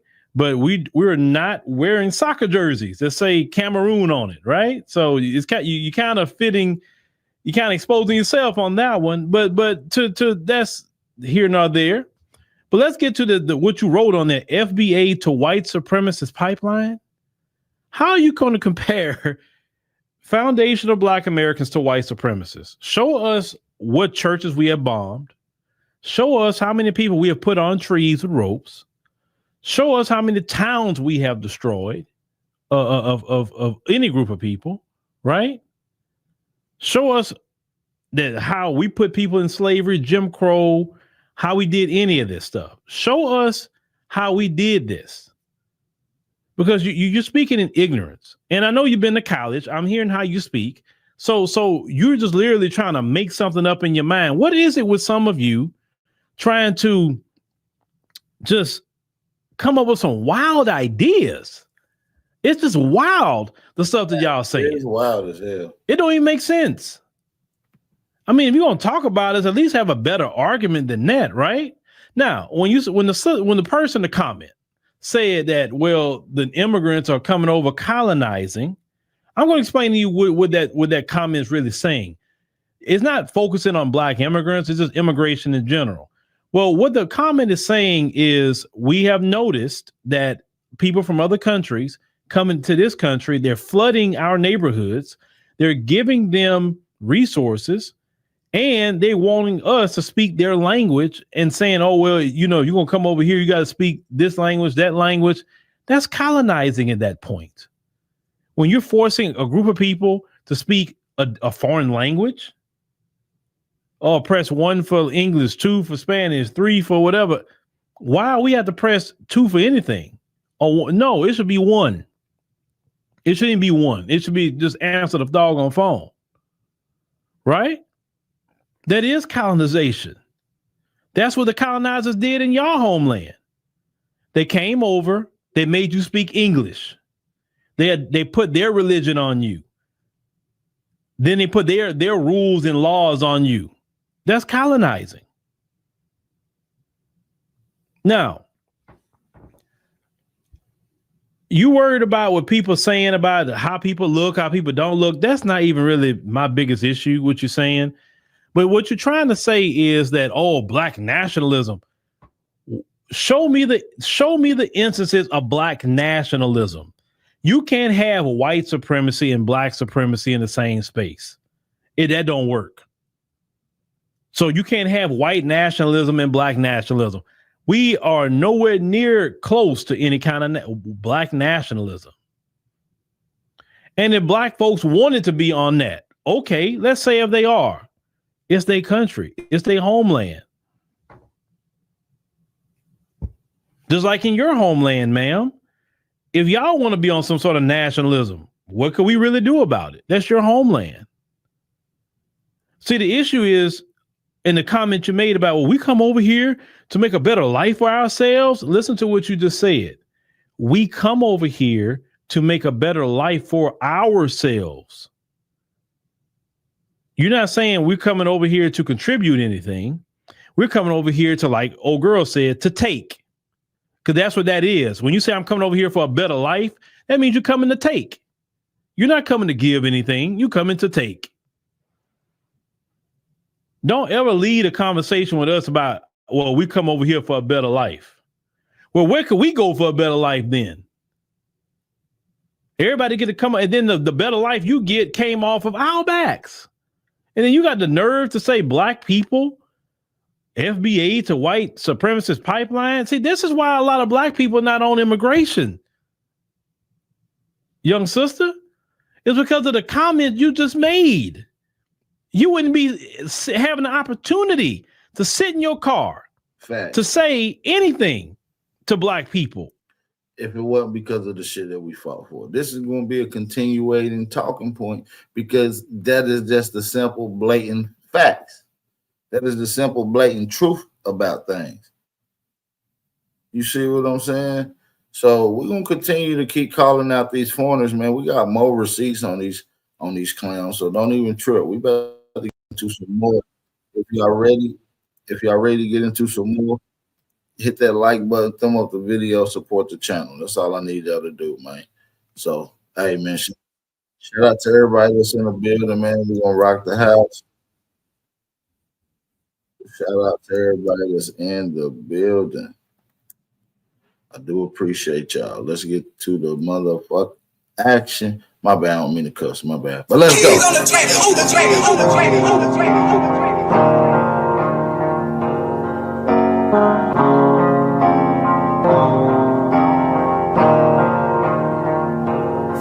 For the stats, I be beating the odds. In the blood, it be making me calm. Ride the turbines just like I'm Saddam. I'ma blow it just like I'm on bomb. I'ma leave it. Not true. Guys, Black Americans, you need to get out of your mindset that people abroad, whether they're black or white, they're talking about you. Good people, and welcome back again on another episode today. How are you guys doing?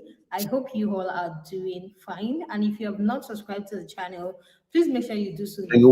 Subscribe to your channel and make sure your bell notification is always turned on.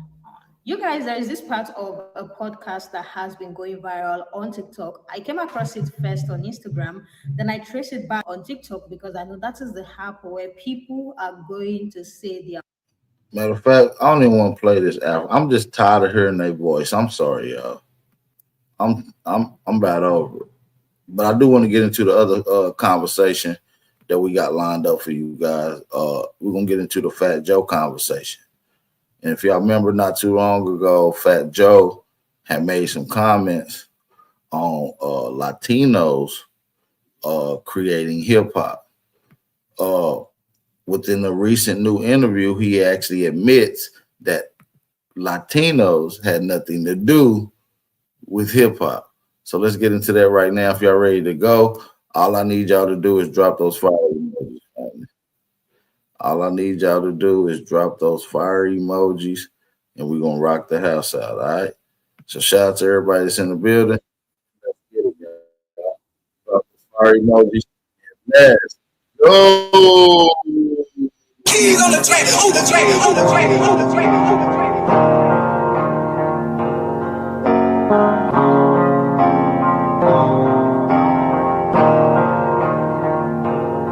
For the stats, I be beating the odds. In the blood, it be making me calm. Ride the turbines just like I'm Saddam. I'ma blow it just like I'm on bomb. I'ma leave it. Sometimes I say shit I've been saying for years. And the shit just go, you believe Fat Joe said hip hop was Puerto Rican and black? Whoa! My God, the world changed on me, nigga. I'm like, yo, So you know what? Where you been? Let's get into that. Because I think people outside of New York, it's hard for them to understand, Puerto Ricans, Dominicans, Trinidadians, Jamaicans. We understand y'all tether ass, but I'm gonna play this whole clip without making any response. I want y'all to get it all the way through and listen to it in its full totality. So let's go.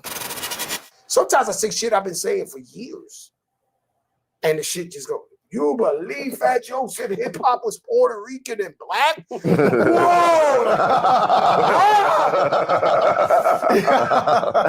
My God, the world changed on me, nigga. I'm like, yo, so you know what? Where you been? Let's get into that. Because I think people outside of New York, it's hard for them to understand, Puerto Ricans, Dominicans, Trinidadians, Jamaicans, Guyanese. First of all, let's start by this. Let's start by this. Around each other. Let's start by this. These rumors were made by radical black racists. Let's just say that. Okay, it's a group of these guys. See, that's another narrative that they try to push on us waking up and claiming our lineage. Now we're radical because we're separating and delineating. Now we're radical. That don't. Let's just say that. I wasn't going to say. It's a group of these guys that don't want to hear Jamaican, don't want to hear Guyanese, they don't want to hear a black guy that ain't down with them. Right? So their job is to criticize anybody who don't look like them or who ain't black American. Who are these guys? You want me to say a name? We're going to give them too much clout. I mean, the FBA, Foundational Black Authority, whoever the fuck these broke niggas is. I'm just keeping it a buck. And that shit is to attack everybody on Twitter. You see this nigga who run them? Like, your leader? Yo, man, you got to be fucking kidding me, man. And so they trying to change the narrative. They're not from New York. Right. So they telling a whole nother story. This was whoopity doop wop. Yo, bro. Far as I know, we're at Yankee Stadium right now, and it's hip hop's 50th birthday. And the guy who invented it, Grandmaster Flash, my brother carried his crates. My babysitters made up let me hear say ho. It's two girls, twins, used to babysit me. They made up, let me hear say ho. So they have a big problem, these guys, right? So they're against anybody who ain't with them. So this ain't a popular message. This ain't what everybody's saying. We might be giving them too much light right here is what I'm trying to tell you. So there's a small minority to get on them Twitters and they running it up. We got a fucking Looney Tune like your man Lord Jamal, who's a fucking Looney Tune. Okay, he's a loony bin, right? We just said that the drug of choice is attention. It's this and this and that. They get a guy who he was a legend. He's brand Nubian. Right. And he's the wackest nigga in the crew, be clear. But now this nigga might be like trying to get lit, trying to say anything. The world's flat, to this, that, anything to go viral. I just told you I stopped my shit because I go too viral. I'm scared. I'm too viral. Right. I think we in the information era, some people just they see so many. So I'm gonna skip it up just a little bit so we can get more. When I go to the legendary shit, they're all black and Puerto Rican. Yeah. And I sit there with them and I'm like, and they don't believe it. They don't understand. They don't understand like that talk. They're like, yo, what the fuck is this about? Like, they're confused. The pioneers, the Grandmaster Flashes, the Cool Hercs, the Melly Mel's, they're like, yo, we don't know what the fuck these people talking about. Because they on Twitter and they doing a little something, but I don't know what the fuck these people doing. Like, they're confused. They fucked with the wrong nigga. That's the problem. Fat Joe, the wrong one. He always been the wrong one. Fat Joe, you definitely the wrong one. Creepy Leg Joe, Ozempic Joe, you are definitely the wrong one. You just made a bunch of statements and we debunked this whole Puerto Ricans created hip hop thing when we showed some of the hip hop legends in New York and in various different other spots. You see what I'm saying? So we're going to get into another part of this conversation where that takes place. Okay. So shout out to everybody that's in the building. Let's get into it. But hold on, before we get into it, though, I do need y'all to hit that like button. Let's get a few people to support the channel. Can we get a few people to support the channel? All we need is a few people to support the channel. So let's get into the conversation, though. Let's go. Because we just heard him say that Black and Puerto Ricans was the main ones who created hip hop. Every time you go to these historical events, there's always Black and Puerto Ricans. So let's get into it. For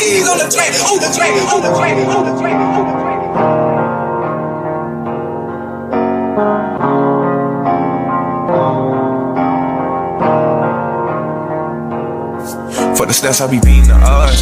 In the blood, it be making me calm. Ride the turbines just like I'm Saddam. I'ma blow it just like I'm a bomb. I'ma leave it. Gonna be nothing. It's noise. Yeah, all the noise. You know. That in the room. So it's like, it was worse for me. I had a Cuban father. Oh, he didn't understand you at all. On the table, that he definitely looking at. Now he was telling me the plain truth. He's like, "You're not going to make it. Have you seen any Spanish guys make it in this shit? You're done." And I'm from the. You hear that? Let's run it back so y'all can get the full context of what's been said. He totally body bags himself. You know what I mean? Like, what that feel like to you when you out in France about to get ready to walk the runway? Then you drop the record, right? The record. And we see Jay going crazy on the side. Jay was going crazy on the side. Yeah. Like what that feel like? Man, it's these the boxes we trying to check off. I feel like our era is the era that shows that you don't have to age out in hip hop. You know what I'm saying? We don't got age out. Like, niggas is nice right now. Facts. And it's like, you know what I'm saying? Like we actually all live it. You know what I'm saying? Like we live it. Like hip hop ain't just raps to us. It's raps, it's being fly. It's like, I'm still taking codes from Kane. You know what I'm saying? I'm still taking codes from that era. You know what I'm saying? So it's like, that's what it is to us. So it's like, when you get the opportunity to walk a runway or get that endorsement deal for me, I'm like, man, I remember when this shit won't even supposed to be here. I remember my dad telling me rap won't gonna be here. Like, I remember it. Like, man, that ain't gonna be nothing. It's noise. Yeah, all the noise. Tell me that in the room. So it's like, it was worse for me. I had a Cuban father. Oh, he didn't understand you at all. On the table, that he definitely looking at. Now he was telling me the plain truth. He was like, "You're not going to make it. Have you seen any Spanish guys make it in this shit? You're done." And I'm from the soil, the Bronx. And my father actually saw hip hop born. He was like, "There's no other Spanish people doing this, Poppy. Like, you have no chance." And I'm on it. I'm in the kitchen writing on the table. But then they become my biggest fans. Yeah. Right. Yeah. Oh, what? Yeah. I'll never forget, man. My dad recited Big's "Flavor in Your Ear" verse to me. And I was like, "Flavor in Your Ear" remix verse. And I was floored. I'm like, how? Wait, when did you even come into this? Oh, that's fine. Like, and I was like, man, like this, I mean, that was a time and a point where I was like, oh no, damn, did he even hit you? He even got you reciting. Right. I was like, man, I knew Big was big then. Special, yeah. Yeah. I hear a lot of Biggie Smalls in your flows. Yes. In your cadence. Yes. Lots. Yes. For years. Yes. He was special. That's funny because Dre from Cool and Dre, shout out my brothers. He said he was a big like R&B Jodeci and all that. He always tell me this story. His father's Jamaican came in with the Flow Joe finals. You need to be listening to this. Fuck that smooth shit. You need to listen to Fat Joe, Flow Joe. Dre tell me that all the time. That's fine. How long did it take y'all to make this album? 2 years. No doubt. Yo, That's but good. to speak to what you were just saying, do you know where Clips come from? The name? That was my next question. Oh, I didn't mean to step Go ahead. It was actually Fully Clips. Fully Clips. So when you go back to that one clip, my bad, I stepped away for a second. But when you go back to this, let's listen. It's noise. Yeah, all the noise. Tell me that in the room. So it's like, Fat Joe admits that Puerto Ricans were not in the game of hip hop. His father said, "You're not even going to be good. You're not going to make it because there is no Puerto Ricans that made it." Now listen to this. Out of his own mouth. Oh, he didn't understand you at all. On the table, that he definitely looking at. Now he was telling me the plain truth. He was like, "You're not going to make it. Have you seen any Spanish guys make it in this shit? You're done." And I'm from. You hear that? How you seen any Spanish guys make it in this shit? That's key. That's key, family. Do I gotta slow it down for y'all just a little bit? Do I gotta slow it down for y'all? Do I gotta slow it down? Let's slow it down. You seen any Spanish guys make it in this shit? You're done. And you know, I'm from the, you know, to make it you at all on the table. That he definitely looking at. Now he was telling me the plain truth. He was like, "You're not going to make it." Have you seen any Spanish guys make it in this shit? No, we haven't.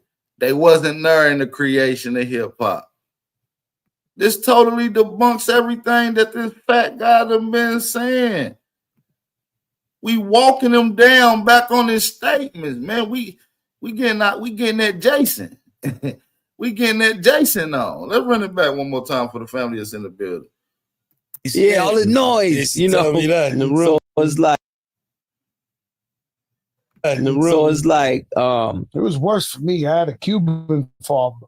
Oh, he didn't understand you at all. On the table, that he definitely looking at. Now he was telling me the plain truth. He was like, "You're not going to make it. Have you seen any Spanish guys make it in this shit? You're done." And you know, I'm from the soil, the Bronx. And my father actually saw hip hop. So let me rephrase that, y'all. His father said, "Do you see any Spanish guys making this shit? Like making hip hop? Like listen to it. Listen to what he said. I'm listening to it. You seen any Spanish guys make it in this shit? You're done." And you know, I'm from the soil, the Bronx. And my father actually saw hip hop born. He was like, "There's no other Spanish people doing this, Poppy. Like, you have no chance." He said, "There is no Spanish people doing this shit, Poppy. You have no chance." There was no Spanish people making no type of hip hop music in the creation. He said it out of his own mouth. My father seen the birth of hip hop. And with him explaining it, there was no Spanish guys making any other hip hop. You're not going to make it in hip hop. You understand what I'm saying? But earlier in the Math Hoffa conversation, he said it was Black and Puerto Ricans who created hip hop. See, you can't listen to Ozempic Joe because he just be lying. He was pushing the narrative, and now he's going through whatever he's going through. BT them, boot counting them. That's the energy of the ancestors. He going through this lawsuit all of a sudden. Energy of the ancestors. You see what I'm saying? And his leg is growing inside out.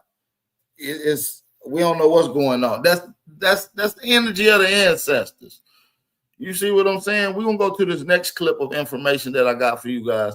I just want to get to that point because he kind of totally debunks himself within that whole conversation. Hold on one second, y'all. Let's go into the next clip. Shout out to everybody that is in the building. And let's get to it, y'all. Shout out to everybody. Drop those fire emojis in the building. We got a lot to get into right now. We got a lot to get into. Hold on one second, you guys. Give me 1 second. And let's get it going right now. And let's go. Calling her and her little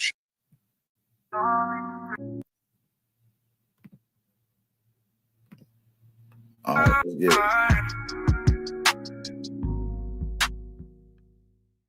Just happened to say, if all African peoples across the globe united to demand reparations from the West, we could end this empire today. I don't know what the it is with this weird ass obsession that Black Americans have with holding ourselves and the fact that we are descendants of slaves over everybody else. But I just want to remind y'all that there are descendants of slaves, African descendants of slaves, all up and down the Americas, baby. As a matter of fact, the majority of enslaved African people didn't even come to these shores. They went to the shores of the Caribbean and South America. People love to uphold Black American resistance as the crown jewel of all African resistance. And let me tell you, Okay. We owe a lot of thanks to our brothers and sisters in Haiti and Jamaica, because without them revolting when they did, we would not have been free when we were. The Haitian Revolution literally destabilized the Western Empire that existed in Europe. And the Now West. look how she's speaking. She's speaking as if she's the FBA. This is what they do. They come and look like us, speak like, oh, we as Black Americans, and then give all these other people credit, but really they just giving their own people credit. See, this is a cosplaying tether. If all African peoples across the globe united to demand reparations from the West, we could end this empire today. I don't know what the it is with this weird ass obsession that Black Americans have with holding ourselves and the fact that we are descendants of slaves over everybody else. But I just want to remind y'all that there are descendants of slaves, African descendants of slaves, all up and down the Americas, baby. As a matter of fact, the majority of enslaved African people didn't even come to these shores. They went to the shores of the Caribbean and South America. People love to uphold Black American resistance as the crown jewel of all African resistance. And let me tell you, okay, we owe a lot of thanks to our brothers and sisters in Haiti and Jamaica, because without them revolting when they did, we would not have been free when we were. Do you hear this nonsense? I gotta run this back. People love to uphold Black American resistance as the crown jewel of all African resistance. And let me tell you, okay, we owe a lot of thanks to our brothers and sisters in Haiti and Jamaica, because without them revolting when they did, we would not have been free when we were. The Haitian Revolution literally destabilized the Western Empire that existed in Europe. And the West has never let them forget it, which is why they're in debt right now. While y'all boast about the profitability of Black American culture, our tax dollars are literally being used to bomb children in Somalia.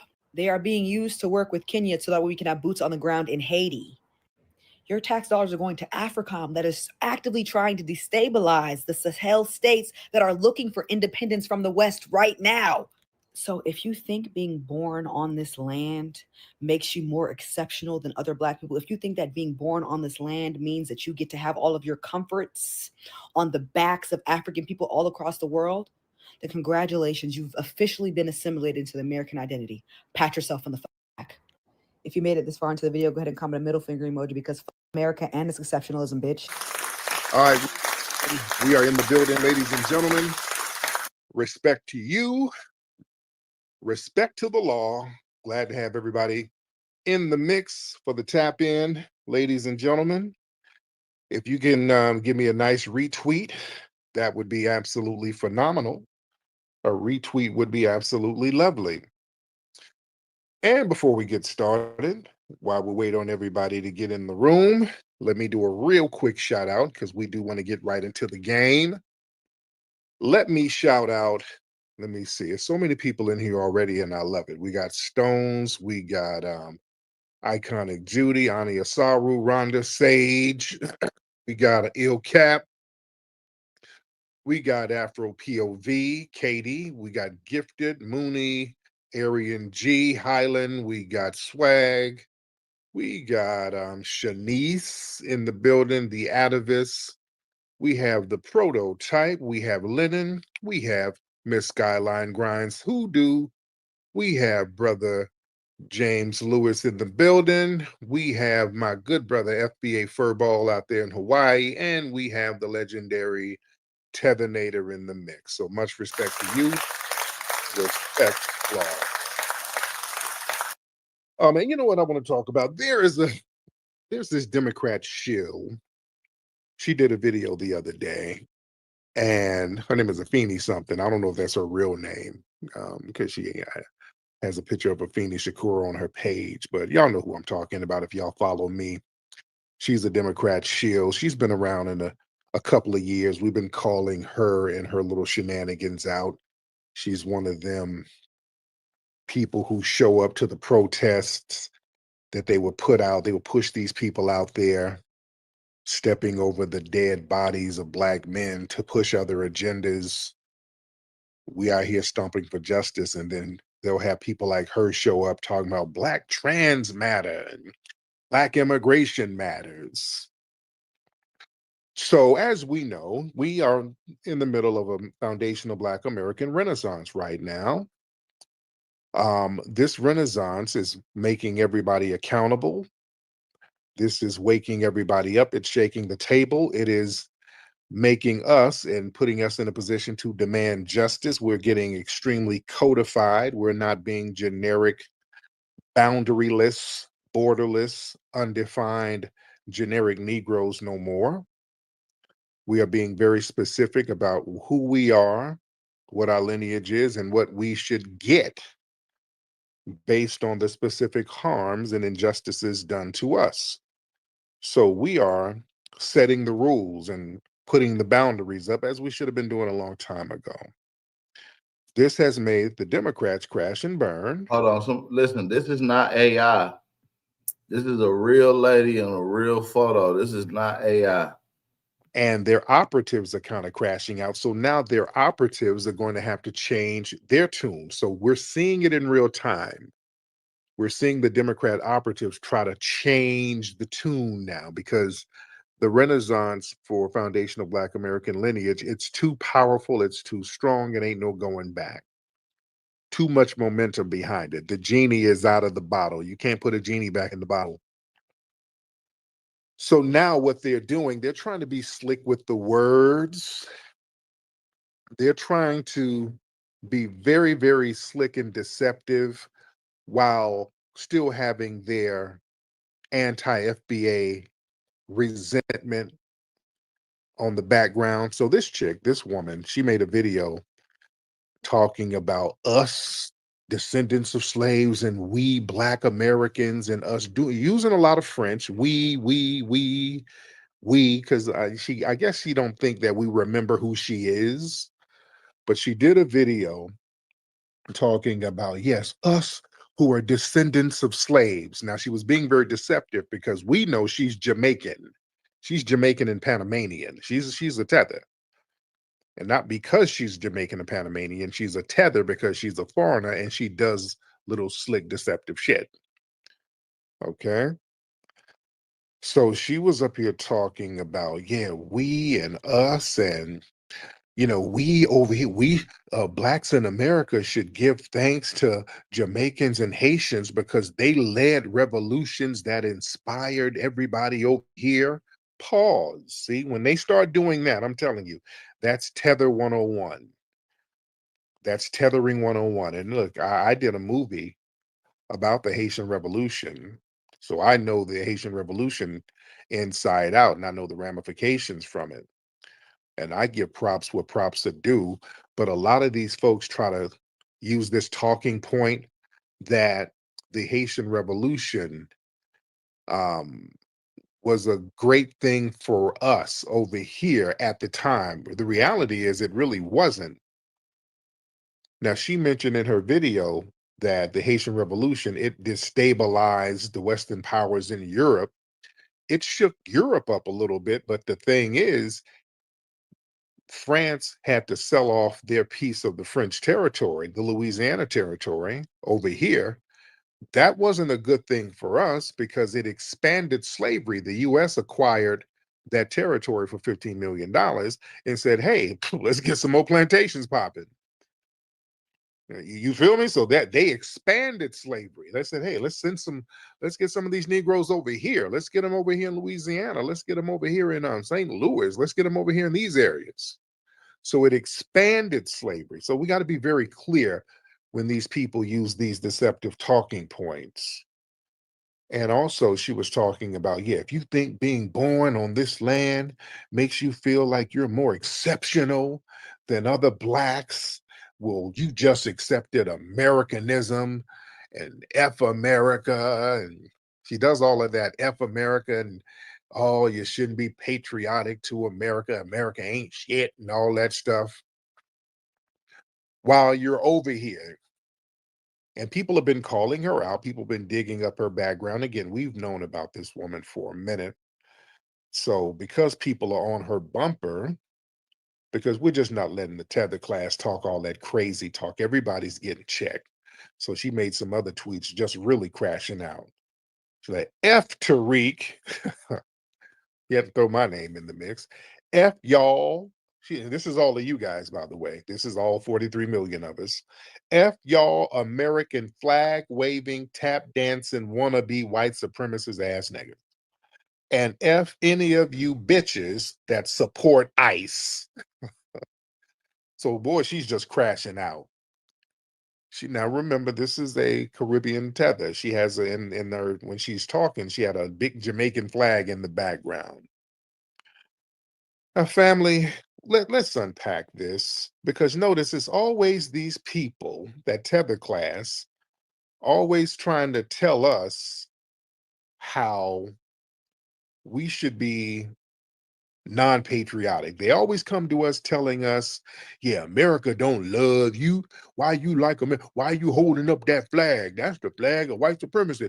The white folk don't even like you. Why you like that? Why you like America? Why y'all claiming this imperialistic while you're here? That's the thing. You're here. Why are you sitting your ass up here if you're telling me all this? This is a little mind fake thing that they try to pull. See, they do that to try to undermine foundational Black American ownership and ancestral ties to this land. Don't let these people run that Jedi mind trick. When people constantly try to tell foundational Black Americans, well, America hates you. You crazy to rep this country. They do that to our good sister Beyonce. They try that with her. They're trying to strip us of our foundational Black American moral and historic claim to the land. We are soil-connected people of America by blood, bones, labor, without immigrant assimilation, all right? We're from the soil. And we can embrace our unique Americanness. We are the soil. It ain't embracing the damn white people. That's how they think. That's their mindset. Yeah. Shout out to Baby Yoso for supporting the channel as well. Shout out to my brother Baby Yoso. Hey man, drop those fire emojis. We are heirs to the land. We're not guests like them. I want to make sure my audio And is see, still that poses a threat to those who come over here by choice and who want to access resources, narratives, and opportunities that's rooted in foundational Black American struggle. Stop letting people run that little Jedi mind trick game. We got to check that nonsense.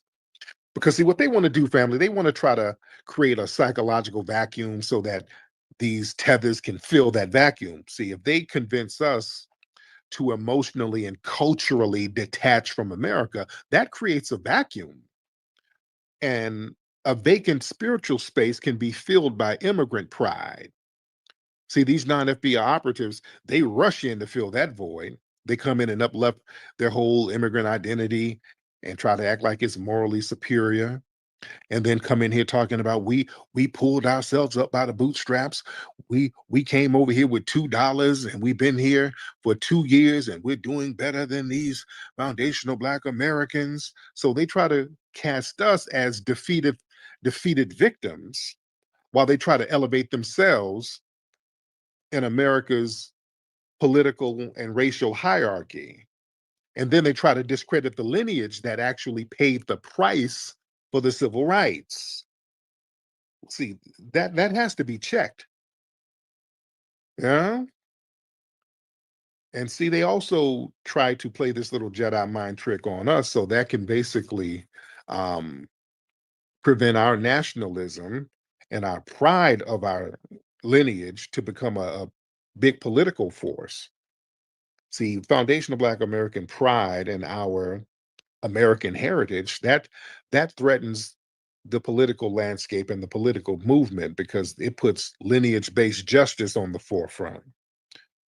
And if we walk in that identity, when we fully walk into it, of being the true founders of this country, then we are positioned to basically demand specific policies, protections, and other tangibles based on that status. And the foreign operatives, they try to block that by shaming us into seeing America as something shameful.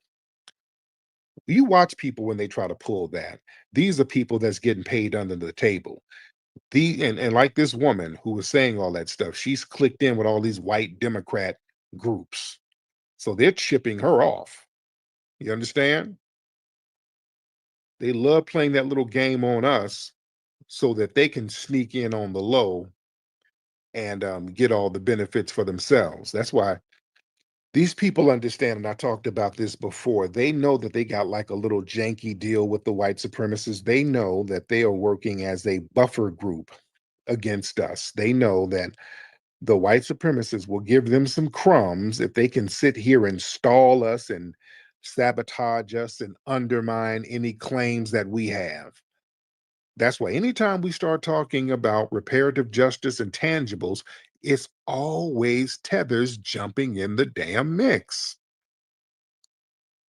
telling us what we should and shouldn't get, coming in trying to waste time, coming in trying to divert and dilute the energy. Y'all notice that every time. And that's the reason. They know that they're doing that as watchdogs and guard dogs for the white supremacist. Yeah. So we have to watch all of that stuff.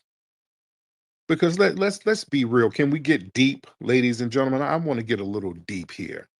Can we get deep? If I can get deep, ladies and gentlemen, give me a thumbs up if I can get deep in here. And y'all give me a retweet because I'm gonna get a little deep right now, talking about these tethers. What's up, cousin Jerry? I see you down there. What's up, brother McCall, Professor Alon, my lovely sister Brooke. I love Sister Brooke. Sister Brooke is a sweet. Sister Brooke is like my little guardian angel. Sister Brooke always comes through. Well, I don't even think she be knowing she looks out. Sister Brooke has saved some of our events, and I don't even think she realized it. A few weeks ago, boy, I had some tendonitis. Sister Brooke came through and recommended some those pills you recommended, Sister Brooke. Them shits work wonders. Sister Brooke recommended these pills. She gave me a link. I got these little pills from Amazon, and them shits work wonders. Dude, this sister be coming through. I love that sister to life. But let me tell y'all something. With the tether class, I want y'all to understand why we got to be very careful and why it is good that we have called out this stuff.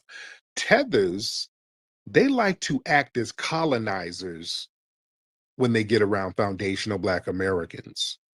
They take on the same disposition and mindset of colonizers. Just really study the tether class. Really study the tether class.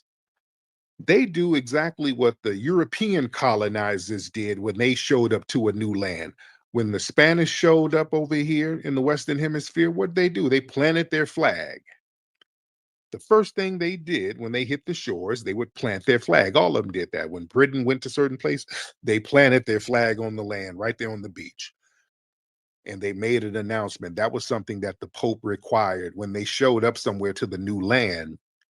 Because of the doctrine of discovery, you had to make an announcement that you're claiming the land for Spain or you're claiming the land for Portugal. So that's what they do. The Spanish come, plant their flag, and they go to the natives and say, hey, look, my name is Columbus, and I thereby claim this land for the crown of Spain. So they make an announcement. That's how they would usually do it. The Tethers kind of do that too. Just like the European colonizers who raised their flag and claimed territory, the tether class, they come over here and they start instantly asserting their national identity of the place they fled from.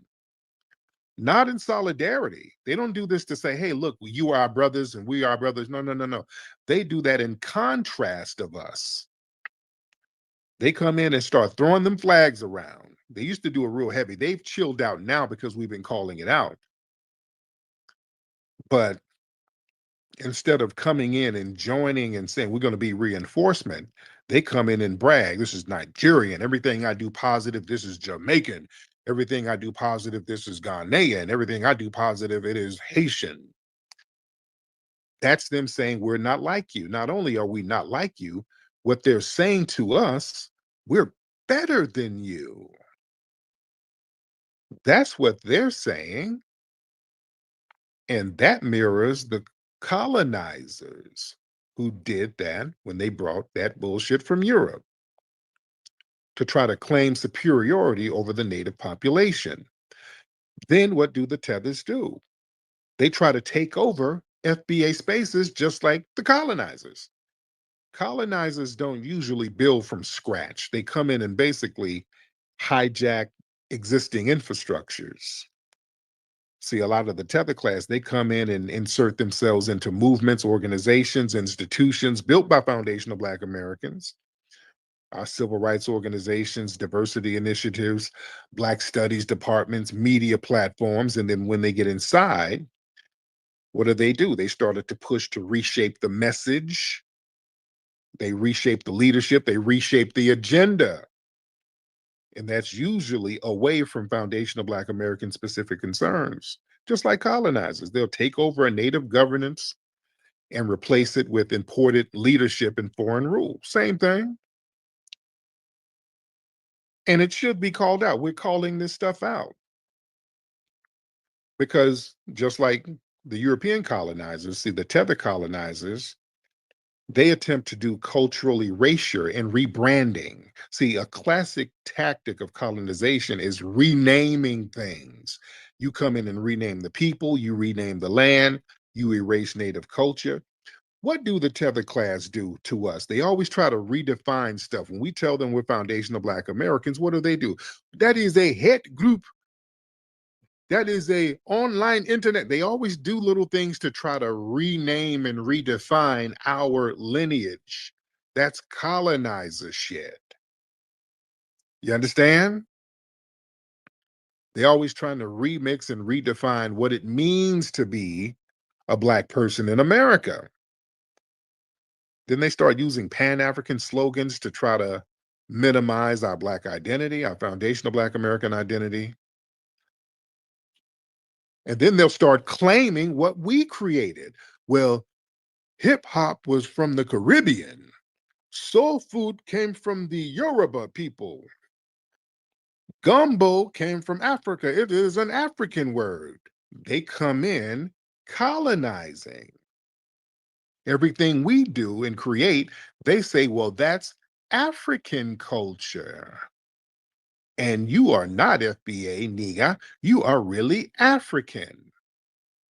You see, that's a soft conquest. That's not something that is a positive, constructive thing. Because see, we got the Jedi mind trick pulled on us, thinking that if they come over and we just start putting everything in the Africa pot, well, then we're all going to share the benefits. No. It's been a con game. That's the con game that's been run on us. We think, okay, we need to all get our numbers up and then identify as one big global African. And then everything that we all do, we're all going to get to share. We're going to all benefit as one big African group. Has that been working? Only one side has been benefiting. Everybody comes over here and benefits off everything that we are stomping for, and there is no reciprocal benefits. Let's be real, it's not. There are no reciprocal benefits. We don't get nothing over in Africa. They ain't bringing nothing over here to us. Am I being mean? Am I telling a lie? If I'm telling a lie, somebody please stop me. If I'm saying anything wrong, I would love to be corrected. But the reality is, family, we don't really benefit. Not only do we benefit and others do, we get undermined, because what happens is these folks come in, infiltrate the institutions foreign by foundational Black Americans. And then when they start taking over, everything becomes degraded. They infiltrate and then gut everything, and they're no longer useful to us. Right? Look at the organizations that these folks come in and infiltrate. The NAACP, it's a whole bunch of foreigners running that now. How's that working for us? How's the NAACP working for us today? Let's just be real. The Urban League, they done infiltrated that. Nothing. You go to the Urban League, they're talking about immigrants. The Congressional Black Caucus, What have they done? And that's full of non-FBAs now. How's that working for us? They literally don't do anything for us. I mean, nothing, but everything for immigrant groups. Come on now. Look at all the institutions that they become a part of and look what happens. Look at some of the HBCUs now. They're letting these folks, these foreigners, become the presidents of them. And all of a sudden, we get this massive immigrant enrollment. You got Mexicans and all of this stuff all up in the HBCUs now. Just like we talked about that story the other day, somebody got deported or he got put in an immigration detention and the media tried to be slick. Oh, a Morehouse graduate got detained. Boy, the HBCU community is really up in arms. But they didn't say in the headline that the dude was a goddamn Hispanic. Just say that. Don't run the Jedi mind trick. The dude is Hispanic. You see? But yeah, they get in these organizations and all of a sudden everything becomes degraded because there's another agenda. Look at Essence. That's why everybody's up in arms about Essence. Essence was great. The Essence Festival was great. The Tethers got their hands on it. It immediately started going to hell. So we're not just making stuff up here. That's how colonizers do. That's on brand with colonization. Because see, the colonizers, they always assume a civilizing mission. They always claim they're bringing civilization to the savages. And a lot of the Tether class, they have that same mindset. They try to come here and ignore all the savagery that was going on in their homeland and then come over here talking about how bad Black people in Chicago is. Just like Bushmeat Barrister, people like that. The Myron Gaines come over here complaining about Black culture. You see, that's a colonizer mindset. They exploit the resources built by the natives. Colonizers didn't really build new nations. They stole labor, stole land, and stole institutions.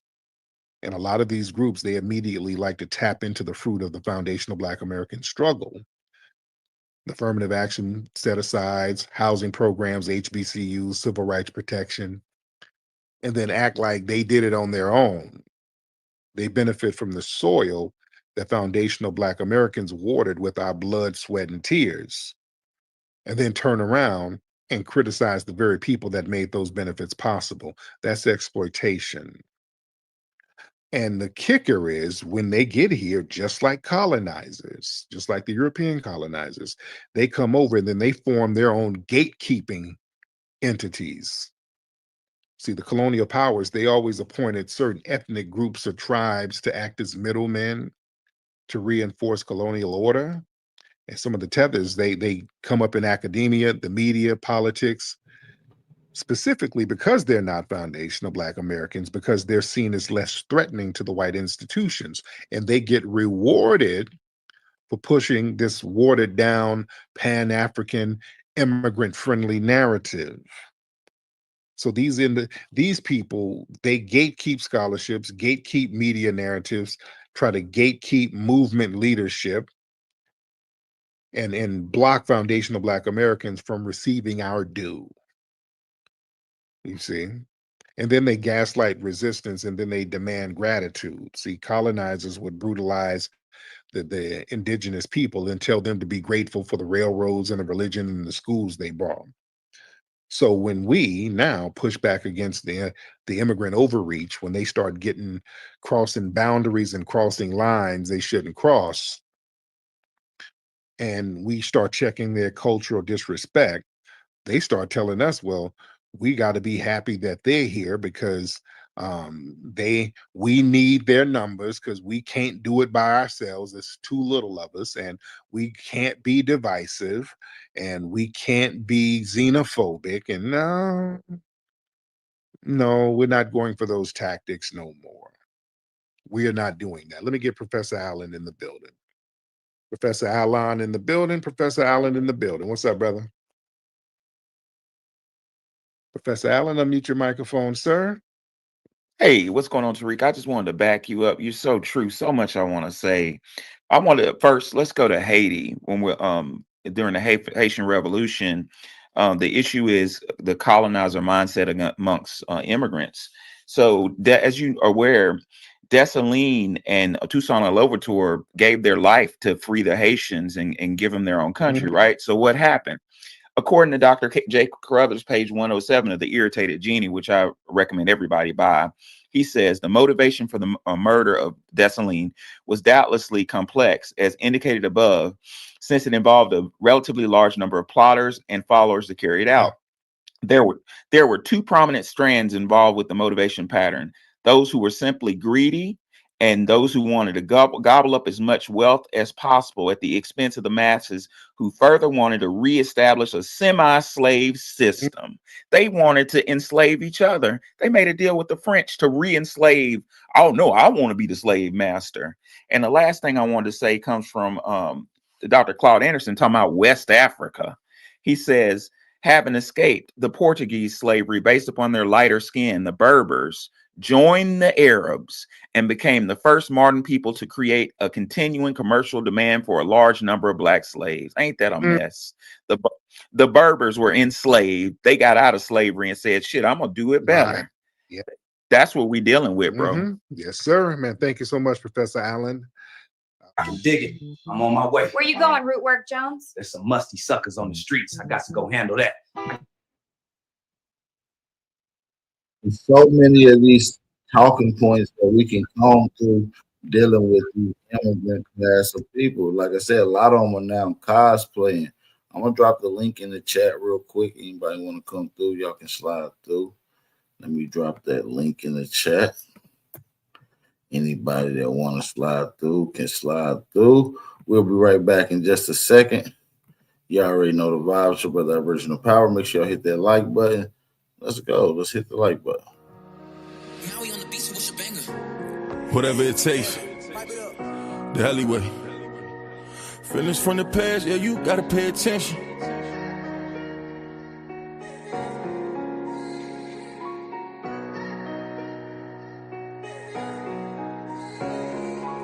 Feelings from the past, yeah, you gotta pay attention. They won't say my name, but they put it in a mention. Too much sneak dissing, yeah, we need an intervention. Probably for the fall, I swear my niggas, they won't listen. Probably for the fall, you took them pills, you got addicted. Probably for the fall, you run your mouth, you turn to dentist. Bring my niggas in the cage, know that shit get lonely. You was with me from the start, but you did me phony. Look my bitch right in the eyes, tell her she my only. Poppin' shit on Instagram, they don't even know me. Had to turn my savage up to turn me to the old me. Killers moving silent, so I gotta kill them softly. Lie better, little baby, but lie better. You playing the other side on God out. Trendsetter, no talking, I did better. They watching my moves, playing my moves. I didn't let up, I kept it aside. Niggas get shifty, I did something, I'm moving around. Gotta get to it, this bread, something they want me to drown. Remember they told me I was nothing, I've been through some things. On God, baby, I can't front it. Feelings from the past, yeah, you gotta pay attention. They won't say my name, but they put it in a mention. Too much sneak dissing, yeah, we need an intervention. Probably for the fall, I swear my niggas, they won't listen. Probably for the fall, you took them pills, you got addicted. Probably for the fall, you run your mouth, you turn to dentist. Bring my niggas in the cage, know that shit get lonely. You was with me from the start, but you did me phony. Look my bitch right in the eyes, tell her she my only. Poppin' shit on Instagram, they don't even know me. Had to turn my savage up to turn me to the old me. Killers moving silent, so I gotta kill them softly. Do better, you said that you do better. These niggas playing at 50, I really got moved better. I got these on my block, I can't play round. I position one my life, I can't play round. We gon' get it back in blood if they stay round. Know them niggas off the drugs, they gon' lay down. I was love, you put me right in the middle. Got niggas that screaming gang and niggas that wanna kill you. They got feelings from the past, pay attention. They only sending shots cause these niggas want attention. Won't be no RIP, heli in the mention. Putting threats on my name, make me turn them to a pension. Feelings from the past, yeah, you gotta pay attention.